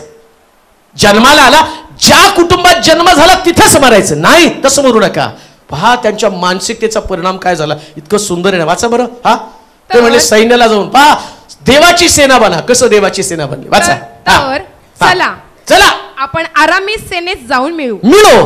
त्यांनी आपल्याला जिवंत ठेवलं तर आपण जगू, नाही तर त्यांनी नाही ठेवलं तर मरू. काय त्याच्यामध्ये जीवन ठेवलं तर जगू, मारलं तर मरू. का म्हटले चला आपण फाशी घेऊन मरू, चला आता उपाशी मरू. उपाशी तर मारायचं, चला. तो म्हटलं नाही, आपण तिथं जाऊ. कुठं जाऊ? आरामी सैन्यामध्ये जाऊ. आणि त्यांनी जीवन ठेवलं तर जगू. लक्षात ठेवा, सगळं देवाच्या हाती सोपवा. Amen. त्यांनी जिवंत ठेवलं तर तुम्हाला मारणार कोण आहे? Hallelujah. देवाने ठरवलं नाही. आणि बघा, देव जिवंत ठेवतो ना, तुम्ही काही पण प्या आणि मारा. अरे परत मी जिवंत झालो. अरे त्याने ठरलं तुला मरूच द्यायचं नाही, तू हे पी ते पी. रेल्वे खाली जाऊन पडला तर रेल्वे दुसऱ्याच त्याच्यावर जाईल, तुमच्यावर जाणारच नाही. देवानं ठरवलं तुम्हाला जिवंत ठेवायचं. म्हणून लक्षात ठेवा, जीवन जगताना त्याच्या हाती सोपून द्या. Amen. त्याने ठेवलं तर जिवंत राहणार. Hallelujah. डायलॉग मारत बसू नका, इथं मी मरणार आहे तिथं नाही. तुम्हाला देवानं मरणासाठी जगामध्ये पाठवलं नाही, लढून जगण्यासाठी पाठवलेलं आहे. लढून जगा. आणि जी मानसिकता बनली सैन्याची मानसिकता, 4 कोड्यांमध्ये सैनिकाची मानसिकता आहे. कोडी आहेत ते नाकारलेले, कोणी जवळ करत नाही, दरिद्री आहे, महागाईच्या परिस्थितीमध्ये कोडी सापडले. ऐका बरं का, मानसिकता किती भारी आहे. सैनिक बनला तर काय होतं, आतमध्ये इस्रायल लोक जे आहेत ना, ते 5 रुपये पावशरने कबुतराची विष्ठा खात होते, 85 रुपयाला गाढवाचं डोकं खात होते. काय खात होते? एकदा आयटम बनवू आपण तो. किती लोक थांबतेत बघू. सगळ्यांचं फास्टिंग होईल आज आमचं फास्टिंग आहे म्हणते का हे नाही पण ते लोक खात होते कारण ते सैन्य नव्हतं कोण आतमधले लोक सैन्य नव्हतं ते कबुतराची विष्ठा आणि गाढवाचं डोकं खात होते बाहेर 4 कोडी सैन्य बनलं काय खाल्लं त्यांनी बघा या कोड्याने मानसिकता बघा तुम्ही परमेश्वराची सेना बनला तर काय काय वाचा त्या ठिकाणामध्ये फार सुंदर आहे तर आपण आरामी सेनेत जाऊन मिळू त्यांनी आपल्याला जिवंत ठेवलं जिवंत तर आपण जगू त्यांनी आपल्याला मारून टाकलं तर आपण मरूया एवढेच ते संध्याकाळच्या वेळी आरामी लोकांच्या छावणीकडे जाव्यास निघाले आरामी लोकांच्या छावणीच्या बाहेरच्या हद्दीवर ते येऊन पाहताच तो तेथे एकही माणूस नव्हता इकडं त्यांनी नुसता हा विचार केला ऐका बरं का आज दुपारी फक्त एक विचार असणाऱ्या व्यक्तीची देवाला गरज आहे कोणता विचार माहिती का मला प्रभूच्या सैन्यामध्ये दाखल व्हायचं बस मला देवाच्या सैन्यामध्ये दाखल व्हायचं भरती व्हायचं मग तुमच्यामध्ये कदाचित त्या 4 कोड्यांसारखं तुमचं सगळं शरीर असेल किंवा तुमची परिस्थिती तशी असेल कोणी तुम्हाला जवळ करणार नसेल पण जेव्हा तुम्ही तयार होता आणि निघायला सुरुवात करता त्यास लक्षात ठेवा सैनिकामध्ये असणारी क्वालिटी देव निर्माण करतो आता इकडे 4 कोडी चालल्या निघाल्याबरोबर देवानं सैनिकांची सगळी ताकद असं लिहिलं घोड्यांच्या टापांचा आवाज लक्षात ठेवा देवाला अशा लोकांची गरज आहे जेव्हा ते निघतात ना त्या घोड्यांच्या टापाचा आवाज देव त्यांच्याकडनं देतो म्हणून बायबल सांगतो कोणी रथाची व घोड्याचा अभिमान बाळगतो आम्ही तर जिवंत देवाचा अभिमान बाळगतो देवाचा अभिमान बाळगा असं चाला ना कोडी असले तरी सैनिकासारखं चाला कर्ज असलं तरी रुबाब असा असू द्या की तुम्हाला बघितलं वाटलं म्हणजे करोडपती आले म्हणून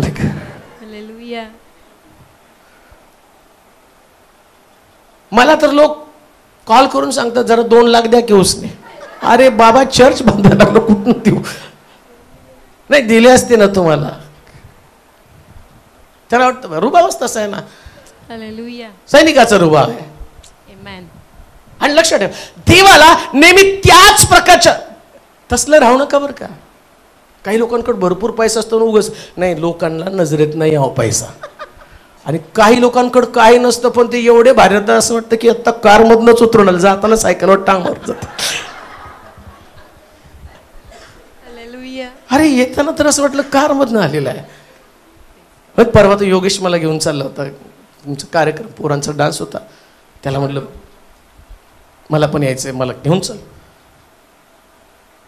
योगेश म्हणला मी पण सूट बूट घालून बसलो त्याच्या गाडीवरती मला पास्टर सगळे लोक मला बघायला म्हटलं का रे सूटबूटवाला ह्यांच्या गाडीवर कसं काय बसला म्हणजे स्टाईल तर एवढी भारी मारली पण फिरलाय कुठं डबल सीट स्कूटरवरती लक्षात ठेवा मानसिकता तुमची असावी काही नसलं तरी चालेल पण देवाच्या लोकांचा दर्जा तुमच्याकडे असला पाहिजे दर्जेदार लोक तुम्ही आहात 4 कोड्यांनी चालायला सुरुवात केली आणि चालायला सुरुवात केल्याबरोबर असं निघाला इंटरव्ह्यूला जाताना त्या साहेबांनी तुम्हाला बघितलं असं वाटलं पाहिजे यालाच बसवा इंटरव्ह्यू घ्यायला असं स्टाईल मध्ये जा असं इम्प्रेशन मारा की त्याला वाटेल याला प्रश्न विचारावेत की नाही विचारावेत का तर तुम्ही देवाचे लोक देवाची सेना घाबरून नाही जायचं तिथं हा मला काय प्रश्न विचारणार आहे कारण बायबल सांगतं त्यानं फारोचं मन कठोर केलं म्हणजे मन पण कोण कठीण करतो देव शब्द पण कोण पुरवतो परमेश्वर जातानाच प्रार्थना करायची ते मला माहिती तेच देवा त्याच्या मुखात घालन तेच प्रश्न त्यांनी विचार म्हणून बघा ना एकदा मी जातो तिथं जे मला माहिती ते त्यांनी विचारू दे आणि बघा तुम्ही तशी प्रार्थना केल्यावर त्याने किती पण तोंड उघडायचा प्रयत्न केला तर त्याच्या तोंडात देव शब्द घालणार हे नको बोल हे विचार आणि तुम्ही हो गेलो तिथं मला माहिती असलेच विचारलं इकडे प्रार्थना केली ना मी तुम्ही सैन्य आहात सैन्य आहात 4 कोड्यांसारखं जगा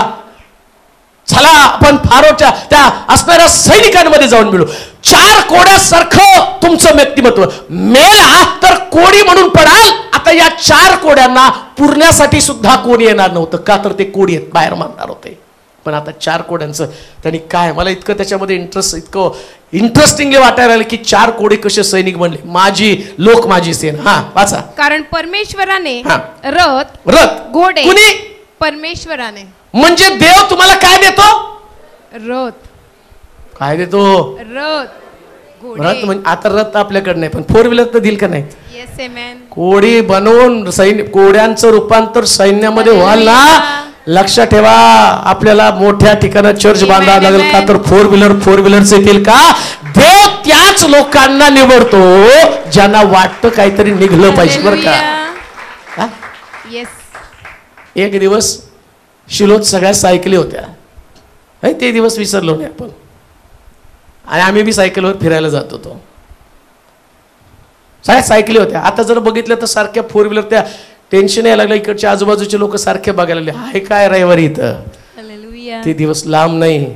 त्या दिवशी परमेश्वर रथ आणि घोडे प्रत्येकाला देणार आहे. बुलेट. आमेन. घोडे म्हणजे बुलेट बर का? येस. बुलेट हॉर्स पॉवर, जास्त हॉर्स पॉवरचं इंजिन. आता शाहरूनकडे एक आले, अजून बुलेट येतील. आमेन आमेन. स्टाईल मधल्या गाड्या येतील 12-12, 15-15 लाखाच्या तरुण. म्हणजे आत्ताच लागू नका आई बापाच्या मागे, नाही तर संदेश ऐकला की लेकरं लगेच पप्पा सांगितलंय त्यांनी पाळकांना. नाही, पण देणार देव तुम्हाला. आमेन. मानसिकता देवाला त्यांना रथ आणि घोडे व प्रचंड सैन्य. प्रचंड सैन्य यांचा गलबला आरामी सेनेच्या कानी पडला. तेव्हा ते आपसात म्हणाले, पहा इस्रायलाच्या राजानं हित्ती व मिस्री राजे द्रव्य देऊ करून बोलाविले आहेत. आधी कोण होते हो? आता कोण झाले? सैन्य नाही, त्यांनी काय शब्द वापरलाय? प्रचंड सैन्य. नाही, हित्ती व मिस्री राजे. आता कोण झाले? राजे. हालेलुया. सेना परमेश्वराची बनता तर कोड्याचं रूपांतर राजामध्ये झालं. मानसिकता बदला. कोडी म्हणून जगू नका. लोकांच्या मुखातनं शब्द बाहेर पडले पाहिजे. काय राजासारखा रुबाब या लोकांचा. आणि देवाला तुम्हाला राजा बनवायचं, राजासारखं जीवन जगायचं. चालता बोलता लोकांनी तुमच्याकडे बघितलं तर गलबला व्हायला पाहिजे. अरे राजे आले. रडत जर बसला कोड्यासारखं. आता कोड्यांकडे एक अजून ऑप्शन आहे, माहे मला भाकर वाढा. कोडी तेच करतात बसून, नाही का? ती गाडी ओढायची आणि ते ओढत असल्यावर त्या कोड्यांकडे बघा तुम्ही. भगवान के नाम पे दे दे बाबा, भगवान के नाम पे दे दे बाबा म्हणून नाही जगायचं, सैन्यासारखं जगायचं. सैन्यासारखं जगा. आता त्यांनी तसं केल्यावर पुढे काय घडलं अजून वाचा. कारण परमेश्वराने रथ घोडे व प्रचंड सैन्य यांचा गलबला आरामी सेनेच्या कानी पाडला. तेव्हा ते आपसात म्हणाले, पहा इस्रायलाच्या राजाने हित्ती व मिस्री राजे द्रव्य देऊ करून बोलाविले आहेत. बोलवलं आहे. म्हणून त्यांनी संध्याकाळी उठून पलायन केले. आपले डेरे घोडे व गाढवे जागच्या जागी टाकून व छावणी सोडून ते आपला जीव घेऊन पळाले. छावणीच्या बाहेरल्या हद्दीशी आल्यावर त्या कोड्यांनी एका तंबूत जाऊन ते खाणेपिणे केले आणि त्यातून रूपे सोने व वस्त्र लेवून लपवून ठेवली. आता आतमध्ये लोक काय खातात? गाढवाची डोकं आणि कबुतराची आणि 4 कोरडी काय खातात? चांगलं पक्वान्न. जेव्हा तुमची मानसिकता बदलती, सैन्य बनताना त्यास तुम्ही टाकाऊ वस्तू खात नाही, जगातल्या सर्वोत्तम वस्तू देव तुम्हाला देतो. सगळ्यात भारी बर का, चांगलं देव तुम्हाला देणार. चांगलं खा. एकदम बेस्ट मधलं बेस्ट प्रभू तुम्हाला देणार. जरा उठून तर बघा ना. उठण्यासाठी तर तुमच्या मनामध्ये एक निश्चय असला पाहिजे ना. मी कोणी म्हणून नाही राहणार, मी सैन्यामध्ये जाऊन लढणार आहे. शास्त्र सांगतं आतमधले लोक दुष्काळाचा सामना करत होते, पण सैन्य बांधल्या कारणानं त्यांना सोनं मिळालं. अजून काय हो? रूपे चांदी मिळाली व वस्त्र नेऊन लपवून ठेवली. अजून काय मिळालं? वस्त्रे. जेव्हा सैन्य बनतात त्या सगळी स्टाईलच बदलते. नाही तरी स्टाईल गाणं गायला ना कुठलं देखो आहे काय फक्त गाणं गाताना माझ्या डोळ्यासमोर असतं त्याच्यानंतर मी सगळं विसरतो. देखे है हजार सारे दुनिया में, हा कोई नहीं तेरे जैसा इस जहां में, तेरी स्टाईल सबसे अलग है. त्या स्टाईलच्या देवाला देव त्याच्या लोकांना दाखवणार आहे माझ्या सैन्याचा पोशाख पण वेगळा आहे. त्यांना पोशाख दिले, त्यांना सोनं दिलं, त्यांना रूप दिलं. लक्ष ठेवा, सैन्य बनला तर तुमच्याकडे रेलचल असणार आहे. कोडी बनला तर तुमच्या अंगावर वस्त्र सुद्धा असणार नाहीये. माझी सेना माझे लोक. कोण आहात तुम्ही? देवाची सेना बना. आणि देवाच्या सेनेचं वैशिष्ट्य काय माहिती का? त्यांच्याकडं सगळं नवीन असतं. आमेन. नवीन नवीन नवीन नवीन नवीन आमेन. नवीन कपडे त्या भरपूर. दिसलं पाहिजे तुम्ही सैन्यात. ठेवायचं नाही तसंच ते बोचकं बांधून. हे मागच्या ना दाखवताना हे गेल्या नातळच, हे त्याच्या नातळच, हे 2015 मधली साडी, ही 16 मधली. अरे काढा बाहेर. देव तुम्हाला मोठं मोठं देणार आहे. सोनं आणि रूपे व वस्त्रे. सोनं रूप आणि वस्त्रे. लक्षात ठेवा, देवाचे लोक जे सैन्यामध्ये आहेत ते देव त्यांना त्यांची सगळी भरभराट करत असतो. म्हणून माझी सेना माझे लोक. आणि पहा इस्रायल लोकांना मिस्रातनं बाहेर काढताना पण देवाने सांगितलं जा त्या मिस्रातल्या सगळ्या बायकांकडनं त्यांची दागिने मागून घेऊन या. कारण देवाला माहितीये इथं जाताना माझे लोक असे गबाळ्यासारखे नाही जाऊ द्यायचे. देवाचे लोक देवाचे लोक देवाचे लोक. आणि फाटके तुटके कपडे आणि त्यांच्या अंगावर काहीच नाही दाग. त्याला माहिती अरे माझे लोक चाललेले आहेत. माझे लोक चालल्यावर माझं इम्प्रेशन आहे. तुमच्या लेकराला तुम्ही लग्नाला जाताना तो पोरग ते त्याला कळत नसतं. ते नाही मम्मी मला हे घाल देऊ का एक झापडा. तुझी नाही जाणार माझी आपण जाणार. त्याला उगाच कसलं तरी पिवळा हळदीसारखं आवडतं आणि ते म्हणतो हेच मला घालायचं आणि तुम्हाला ते आवडत नसतं. ते लहान लेकर त्याला कळत नसते. त्यांना मला हेच पाहिजे म्हणतो. आणि ते एवढं घाण असतं ना तुमचं एवढं डोकं फिरतं की त्याला 2 चापटी मारून त्याला आबरू घालवू नकोस. देवाने पण इस्रायल लोकांना तसं आबरू घालवू नका. दागिने पाहिजे ना जा. त्या सगळ्यांना सांगतो यांना दागिने द्या. ते गेले. अहो तुमचा मोती हार देता का? तुमचा चपला हार देता का? तुमचा एकदानी सर देता का? तुमच्या कानातले झुब्बे देता का? झुमके देता? कमर पट्टा देता का? छुमछुम देता का? घेऊन जावा घेऊन जावा घेऊन जावा घेऊन जावा. आणि ते घेऊन आले. वाटेमध्ये ते सगळे लांब गेलो. त्या बायका म्हणल्या अगो बया दागिने घेऊन गायब. का तर तुमचा देव तुम्हाला बदला ट्रान्सफॉर्मेशन करणारा तुमचा देव आहे. ट्रान्सफॉर्मेशन. ते दिवस लांब नाही. जास्त तुम्ही लढता लढता एवढे समृद्ध व्हाल. एक दिवशी तुम्ही हराल आणि तुम्ही जाल त्या तर तुम्हाला जसं मिस्रामध्ये आम्ही पाहतो शमरोनामध्ये लोकांनी ज्या प्रकारचं खाणं खाल्लं तसलं खाणं खाऊ नका. तर 4 कोड्यांसारखं खाणं खा. रिच. लढण्यासाठी बाहेर पडा. अजून एकच मुद्दा होईल तेवढाच वाचूया. 1 शमूएल 17 अध्याय 4 पासून काही वचन 11 पर्यंतची वचनं वाचूया. 1 शमूएल 17 अध्याय 4 ते 11 वचन. तेव्हा गत एतला गल्ल्यात नामक एक महावीर पलिस्त्यांच्या छावणीतून बाहेर आला. त्याची उंची 6 हात 1 वीत होती. 6 हात 1 वीत होती. त्याच्या डोक्याला एक पितळी टोप होता. व त्यानं खवल्यासारखे पट्ट्यांचे कवच पट्ट्यांचं कवच अंगात घातले होते. अंगावर घातलं होतं. त्या कवचाचं वजन 5000 पितळी शेकेल. 5000 पितळी शेकेल एवढे होतं. त्याने पायात पितळी मोजे चढविले होते. व त्याच्या खांद्याच्या दरम्यान एक पितळी बर्ची होती. त्याच्या भाल्याचा दांडा साळ्याच्या तुरीसारखा होता. त्याच्या भाल्याचे पाते 600 लोखंडी शेकेल होते. त्याची ढाल वाहणारा त्याच्या पुढे चालला होता. तो उभा राहून इस्रायल सैन्यास मोठ्याने हाक मारून म्हणाला तुम्ही येथे येऊन युद्धासाठी सैन्य रचना का केली आहे? मी पलिष्टी नव्हे काय? आणि तुम्ही शौलाचे लोक ना? तुम्ही आपल्यातला एक पुरुष निवडा, एक पुरुष निवडा आणि त्याने मजकडे यावे. इकडं देवाची सेना वेगळी, शौलाची सेना वेगळी. प्रश्न तोच आहे, सेना कुणाची? तुम्ही देवाची की शौलाची? जेव्हा तुम्ही शौलाची सेना बनता, आता शौलाची सेवा देवाची सेना याच्यामध्ये फरक आहे. शौलाची सेना ज्या कुटुंबात, ज्या कुळात माझा जन्म झाला, आता माझा जन्म झाला तेलोरी कुटुंबामध्ये, मग आता मी तेलोरीची सेना, ते म्हणतात नाही का बरेच, ही आमची सेना.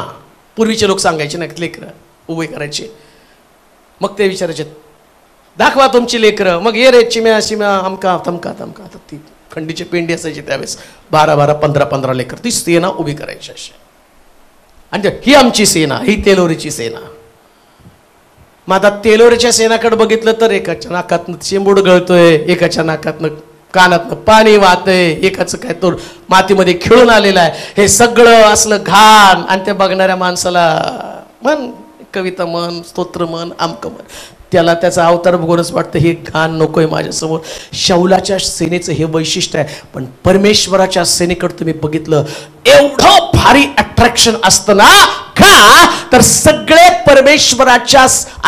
परमेश्वरामध्ये असणारे कॅरेक्टर या सेनेमध्ये येतात. इकडे शौलाची सेना भयभीत झालेली आहे, कॅरेक्टरलेस. या शौलाच्या सैनीचं वैशिष्ट्य काय? त्याने जे डोळ्यानं पाहिलं आणि ते सगळं लिहून ठेवलं. काय लिहून ठेवलं? शौलाच्या सैनीचं वैशिष्ट्य सगळं. त्याचा टोप पितळी टोप आहे. सॉक्स कसले तो? पितळी. अहो कॉटनचे घातले, नायलॉनचे घातले तर पायाला घाम, आणि याचे सॉक्स कसे होते? पितळी. म्हणजे इस्रायल लोक किती बारकाईने बघत होते बघा, सॉक्स पासून तर टोप पर्यंत. प्रश्नाला आम्ही असंच बघतो, ज्यावेळेस शौलाची सेना असतो ना, त्यास नेहमी पायापासून शेवटच्या डोक्यापर्यंत. म्हणून पुष्कळ लोकांना विचारलं, पायापासून डोक्यापर्यंत मुंग्या आहे तो, काय त्रास आहे तुम्हाला? पायाच्या नखापासून दुखतं, केसापर्यंत सगळं दुखतं. एवढा मोठा प्रश्न आहे, एवढ्या मुंग्या, एवढा त्रास आहे. जेव्हा तुम्ही शौलाची सेना बनता, त्यास तुमच्या जीवनामध्ये तुम्हाला सगळं भीतीदायक वातावरण निर्माण होतं. आणि इथं मला वाटतं 17वा अध्याय 43 आणि 44, त्या 43 पासून पुढची वचनं वाचा बरं. तो पलिष्टी दाविदास म्हणाला, मी काय कुत्रा आहे? मी काय कुत्रा आहे म्हणून तू काठी घेऊन माझ्यापुढे आला आहे? म्हणून तू काठी घेऊन माझ्या पुढे आला? त्या पलिष्ठाने आपल्या देवांची नावे घेऊन, आपल्या देवाची नावे घेऊन दाविदास शिव्याशाप दिले. दाविदास शिव्याशाप. आता दावीद काय म्हणतो बघा. तो दाविदास म्हणाला, असा जवळ ये, असा जवळ ये, म्हणजे तुझे मांस आकाशातील पक्ष्यास व वनपशूस देतो. तेव्हा दावीद त्या पलिष्ठास म्हणाला, तू तलवार भाला व बर्ची घेऊन माझ्यावर चढून आला आहेस, माझ्यावर चालून आला आहेस. पण इस्रायलाच्या सैन्याच्या देवाला तू तुच्छ लेखिले आहे. दावीद म्हणत नाही मी शौलाच्या सेनेचा, तो कोणाचा म्हणतो? देवाच्या. लक्षात ठेवा, देवाच्या सेनेचं बना. आमेन. शौलाची सेना बनवू नका. शौलाची सेना बनाल, सगळं भीतीदायक वाटत. परमेश्वर म्हणतो माझी सेना, माझे लोक. आता विचार करा, हे लोक का लढायला जात नव्हते? कारण त्याचा भाला, त्याचे मोजे बघितले पितळे मोजे, त्याची ढाल बघितली मोठी ढाल, भाला बघितला, तर त्या भाल्याचं पण वर्णन करण्यात आलं. छातीला बघितलं, अहो मारायचं कुठं? कधी कधी मार्ग सापडत नाही, एवढा कठीण मार्ग असतो, आणि असं वाटतं हा मरणार कसा प्रश्न. का तर तुम्ही शौलाची सेना आहे. पण जेव्हा तुम्ही परमेश्वराची सेना बनता, ऐका बरं का, आता रोज सकाळी उठून शौल या परमेश्वर शौलाच्या सेनेला आव्हान करत होता. पण दावीद पहिल्यांदा शौलासमोर उभा राहिला. त्या शौल आता मात्र दावीदाला बघून काय म्हणतो माहिती का? मी काय कुत्रा आहे का? काय म्हटला तो? आता तो पलिष्ठी दावीदास म्हणाला, मी काय कुत्रा आहे? म्हणजे बघा, शौलाच्या सेनेला तो घाबरत नव्हता, पण परमेश्वराच्या सेनेला पाहिल्याबरोबर या गल्ल्यातला कळालं, एवढा उंचापुरा गल्ल्यात पण परमेश्वराच्या सेनेपुढे कुत्रा झाला. लक्षात घ्या, ही सेनेची ताकद आहे. देवाची सेना बना. देवाची सेना बना. देवाची सेना बनला ना, किती पण मोठा गल्ल्यात असला तर तो गल्ल्या जो आहे तो तुमच्या समोर त्याचं खरं व्यक्तित्व सांगणार आहे. काय गल्ल्याचं खरं व्यक्तित्व? तो कुत्रा आहे. गाणं गाताना आम्ही म्हणतो ना, हारावा शैतान मेरे जूतों के नीचे है. आणि भेटल्यावर आम्ही सांगतो सैतान लय पछाडलो, डोक्यावर बसलाय, घरात बसलाय, लेकरांमध्ये घुसलाय, नवऱ्यामध्ये घुसलाय. भांडा तुम्ही, नवऱ्यावर ढकलून मोकळं. आमच्या नवऱ्यात सैतान घुसला. शांत बसला असता तर घुसला असता का तो? तुम्हाला वाद करायला पाहिजे. मग काय झालं की तुम्ही सांभाळावर का, सैतान तुमचा ताबा घेतो. मानसिकता तुमची काय बनली पाहिजे? जस्ट तुम्ही गल्ल्याताकडे जाताना त्याचं मोजमाप आणि त्याची उंची मोजत बसू नका. कशा पद्धतीचं त्याच्या छातीवरचं असणारं कवर आहे, उरस्त्राण कसं आहे, शिरस्त्राण कसं आहे, पायातले मोजे कसे आहेत, नाही. अजून एक गोष्ट तुम्हाला सांगतो, सैतान देवापेक्षा किंचित कमी आहे. किती कमी आहे? किंचित. देवापेक्षा बरं का.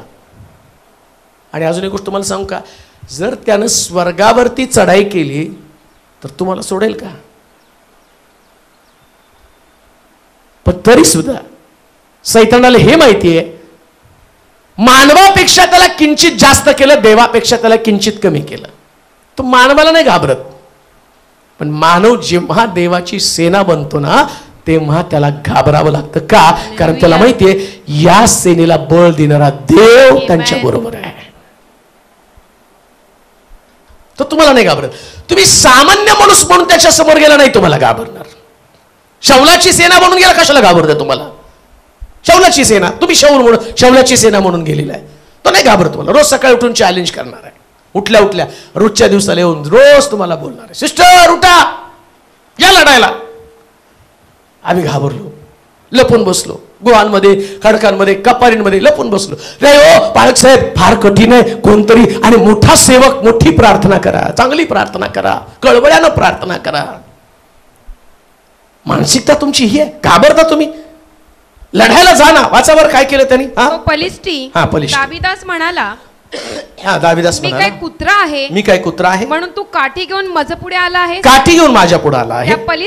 पलिष्ठ्यानं आपल्या देवांची नावे घेऊन, आपल्या देवांची नावे घेऊन दाविदास शिव्याशाप दिले. दाविदास शिव्याशाप दिले. तो दाविदास म्हणाला, असा जवळ ये, असा जवळ ये, म्हणजे तुझे मांस आकाशातील पक्ष्यास व वनपशूस देतो.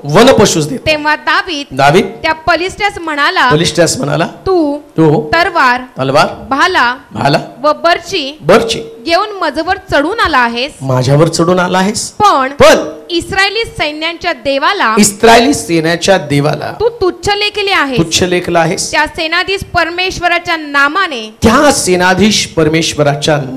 मी तुझ्याकडे आलो आहे, मी तुझ्यावर आलो आहे. आज परमेश्वर तुला माझ्या हाती देईल. सेनेनं, देवाच्या सेनेनं काय बोललं पाहिजे? आज परमेश्वर तुला माझ्या हाती देईल. हे तुमचं वाक्य असलं पाहिजे. आमेन. देवाची सेना आहात ना, मग गल्ल्याताला पाहून तुम्हाला ते बोलता आलं पाहिजे. मुळात प्रॉब्लेम काय, आम्ही शौलाची सेना म्हणून रोज गल्ल्याताला बघायचं आणि लपून बसायचं. पण आज दिवस वेगळा आहे. आमेन. वर्षातला पहिला शब्दात, पण जाताना मानसिकता काय, मी परमेश्वराची सेना आहे आणि गल्ल्याताला परमेश्वरानं माझ्या हाती देऊन टाकलेला आहे, माझ्या हाती दिलेला आहे.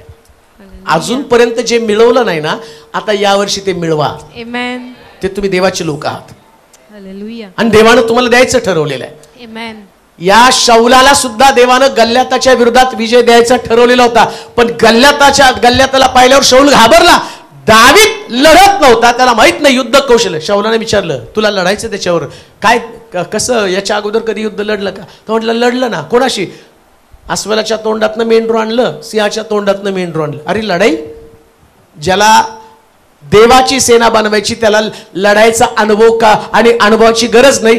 देव हाच तुमचा अनुभव आहे, परमेश्वर हाच तुमचा अनुभव आहे. हालेलुया.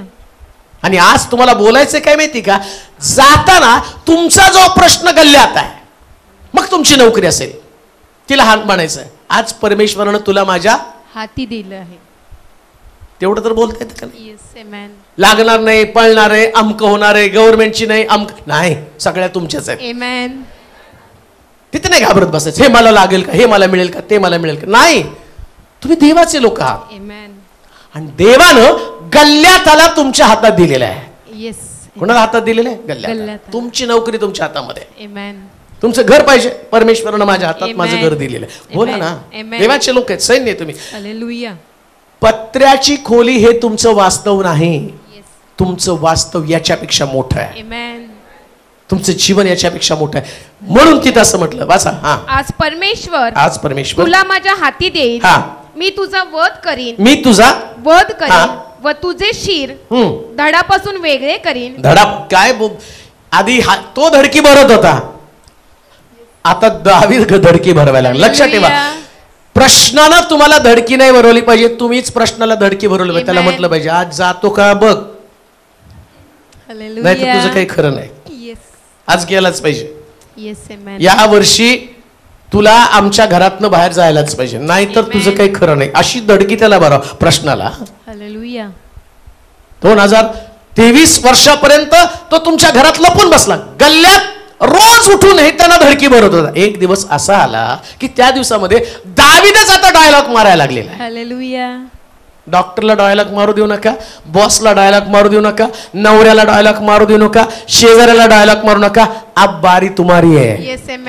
आता तुम्ही डायलॉग मारा. काय डायलॉग मारायचे? आज परमेश्वर तुला माझ्या हाती दे, मी तुझा वध करीन व तुझे शिर धडापासून वेगळे करीन. मी आज पलिष्टी सैनिकांची प्रेते आकाशातील पक्षास व वनपशूस देईन. किती भारी भारी डायलॉग मारले हो. म्हणून लक्षात ठेवा, देवाच्या लोकांनी भारी भारी गोष्टीच बोलायच्या. हॉटेलात खायला गेलं तर म्हणायचं उद्या मी याचा मालक आहे, इथं कामाला लागणार म्हणू नका. नाही तर काही लोक म्हणतात किती पगार आहे तुम्हाला वेटरला, आम्हाला विचार किती देतो. नाही, देव अशी मानसिकता. दावीद शौलाच्या राजवाड्यामध्ये गेला, गल्ल्यातला मारलं, पण गल्ल्यातला मारल्यावर आता दावीद म्हणून राहिला नाही. त्याच्या समोर लोक नाचताना म्हणत होते, शौलानं हजारो बदले, दाविदानं लाखो बदले. का? एक पराक्रम कराल तर तुमचं व्यक्तित्वच बदलून जाणार आहे. एक पराक्रम. त्यानं सिंहाच्या जबड्यातनं मेंढरू काढलं म्हणून कोणी नाही नाचलं. नाचायला पाहिजे तो ना, काय दावीद आहे बघा, साक्ष सांगायला पाहिजे. ओ सिंहाच्या तोंडातनं काढलं. आम्ही त्याच्यातच फार समाधानी असतो नाही का. ब्रदरची फार मोठी साक्ष. काय साक्ष? एवढी एक साक्ष घ्यायची तुटपुंजी त्याच्यावरच जाय नाही हो. गल्ल्यातला मारलं ही साक्ष पाहिजे. त्याला म्हटलं लढवय्य सेना बना, माझी सेना माझे लोक, माझी सेना माझे लोक. एंड करू त्याच्यामध्ये. अजून एक मुद्दा आहे पण जाऊ द्या परत कधीतरी. आज परमेश्वर तुला माझ्या हाती देईल, मी तुझा वध करीन व तुझे शिर धडापासून वेगळे करीन. मी आता इतके दिवस सगळे पलिष्टी दाविदा त्या गल्ल्यातावर येताना सगळ्याची छाती ताईट असायची बरं का. तो भाला घेऊन जाणारा, त्या भाला घेताना बॉस गल्ल्याताला बघितल्यावर हा बॉस, याला कोणच हरवत नाही. आता बघा, मी आज पलिष्टी सैनिकांची, पुढे वाचा.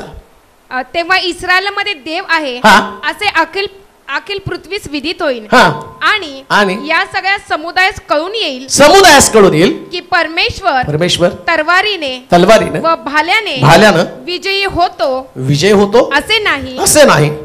कारण हे युद्ध परमेश्वराचे आहे. तो तुम्हास आमच्या हाती देईल. मग तो पलिष्टी उठून दावीदाशी सामना करावयास जवळ आला. तेव्हा दावीद त्या पलिष्टाची सामना करावयास सैन्य होते त्या दिशेकडे त्वरेने धावला. दाविदाने आपल्या बटव्यात हात घालून त्यातून एक गोटा काढला, गोफणीत घातला आणि ती गर फिरवून पलिष्ठाच्या मस्तकावर असा मारला की तो त्याच्या कपाळात घुसून तो जमिनीवर पालता पडला. या प्रकारे दाविदाने गोफण गुंड घेऊन त्या पलिष्ठावर सरशी केली आणि त्याचा वध केला. दाविदाच्या हाती तलवार नव्हती. दाविदाने धावत जाऊन त्या पलिष्ठाच्या छातीवर पाय दिला, छातीवर पाय दिला व त्याचीच तलवार म्यानातून काढून त्याला ठार करून त्याचे शिर छेदले. पुढे आपला महावीर गत झाला पाहून पलिष्टी पळून गेले.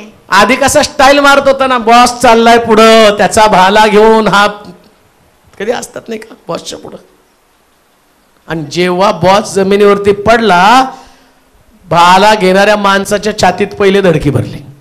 लक्षात ठेवा, जेव्हा तुम्ही देवाची सेना बनता तलवारीची तुम्हाला गरज नाही.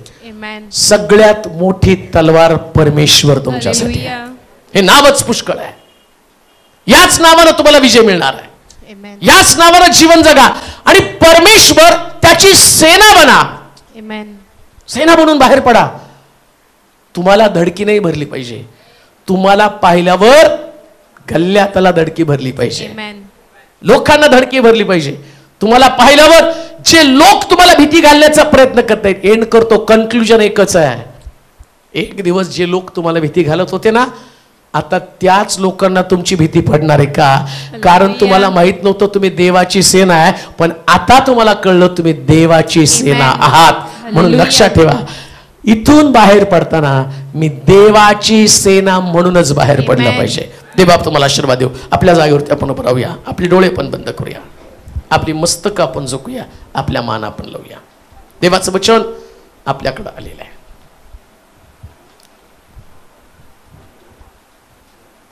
मी त्या सगळ्या मानसिकतेमधनं बाहेर यावं, परमेश्वराची सेना मी बनावं. मिस्रातल्या कबरा माझं अंत नाही, तर कनानामधला दुधामधाचा प्रदेश हे माझं स्वप्न असावं. गल्ल्याताला पाहून मनामध्ये धडकी भरणारं जीवन नसावं, तर गल्ल्याताचा वध करून बलिष्ठांना धडकी भरवणारं जीवन असावं. हे सर्वशक्तिमान देवा, पुन्हा एकदा आम्ही नम्रतेने तुझ्या समोर येत आहोत. 2024 मध्ये आम्ही साधारण लोक म्हणून आमचं जीवन जगणार नाही, तर परमेश्वराची सेना आम्ही बनणार आहोत. प्रभूजी, आलेल्या प्रत्येक व्यक्तीचे विचार बदलले जाऊ दे. जी लोक बाहेरून लांबून एक उद्देश घेऊन तुझ्या मंदिरामध्ये आलेले आहेत, परंतु जाताना जसं ते प्रवासामध्ये निघतील त्यांना जाणवू दे प्रभूनं आमची भेट घेतलेली आहे. अद्भुते चिन्ह प्रभूनं दाखवले मोशे बरोबर असताना, आणि फारोला दाखवून दिलं की मी सेनेचा यहोवा देव आहे. प्रभूजी, आज या प्रिय लोकांना तशाच पद्धतीचा अनुभव येऊ दे. जाताना त्यांना चिन्ह चमत्काराचा अनुभव येऊ दे. कोणी पहिल्यासारखं राहू दे नकोस. सगळी परिस्थिती मी तुझ्या हाती सोपवते माझ्या देवा. जेव्हा जेव्हा लोक या ठिकाणामध्ये येतील, येताना ते कोड्यासारखे येऊ दे, पण जाताना सैन्यासारखं बनून जाऊ दे माझ्या देवा. येताना त्यांच्या अंगावर वस्त्र कोड्यांच्या नव्हती, पण जाताना त्यांच्याकडे सुंदर पोशाख होते. हे ट्रान्सफॉर्मेशन लोकांमध्ये या वर्षात घडू दे प्रभूजी. काही नसताना ज्यास देव आमची भेट घेतो, त्यास देव जे त्यानं ठरवलं त्याच्यापेक्षा भारी आम्हाला देतो. तो अनुभव येऊ दे. तुझ्या लोकांचं सहाय्य कर. आलेल्या कोणाला निराश ठेवू नकोस. प्रत्येकाची भेट घे. चर्चचं बांधकाम पूर्ण होत असताना लागणाऱ्या सगळ्या गरजांचा पुरवठा कर प्रभूजी. देणाऱ्या हातांना तो आशीर्वाद दे. त्यांचे संकल्प, बेत, योजना सिद्धी जाऊ दे. कोणाला कधीच प्रभू रिकाम्या हातानं पाठवू नको, तर 2024 मध्ये अनेक आशीर्वाद त्यांच्या घरामध्ये पाठव. महिमा देतो, तुझी स्तुती करतो. तुझ्या श्रेष्ठ पराक्रमी नामाला धन्यवाद देतो माझ्या देवा. खरोखर तू चांगला परमथोर देव आहे. तुला गौरव, तुला स्तुती देत येशूच्या नावात ही प्रार्थना विनवणी केली म्हणून तो ऐक. आमेन. आता देवबापाची प्रीती, प्रभू येशू ख्रिस्ताची कृपा, पवित्र आत्म्याची सहभागिता तुम्हा सर्वांबरोबर आता आणि सदा सर्वकाळ असो. आमेन.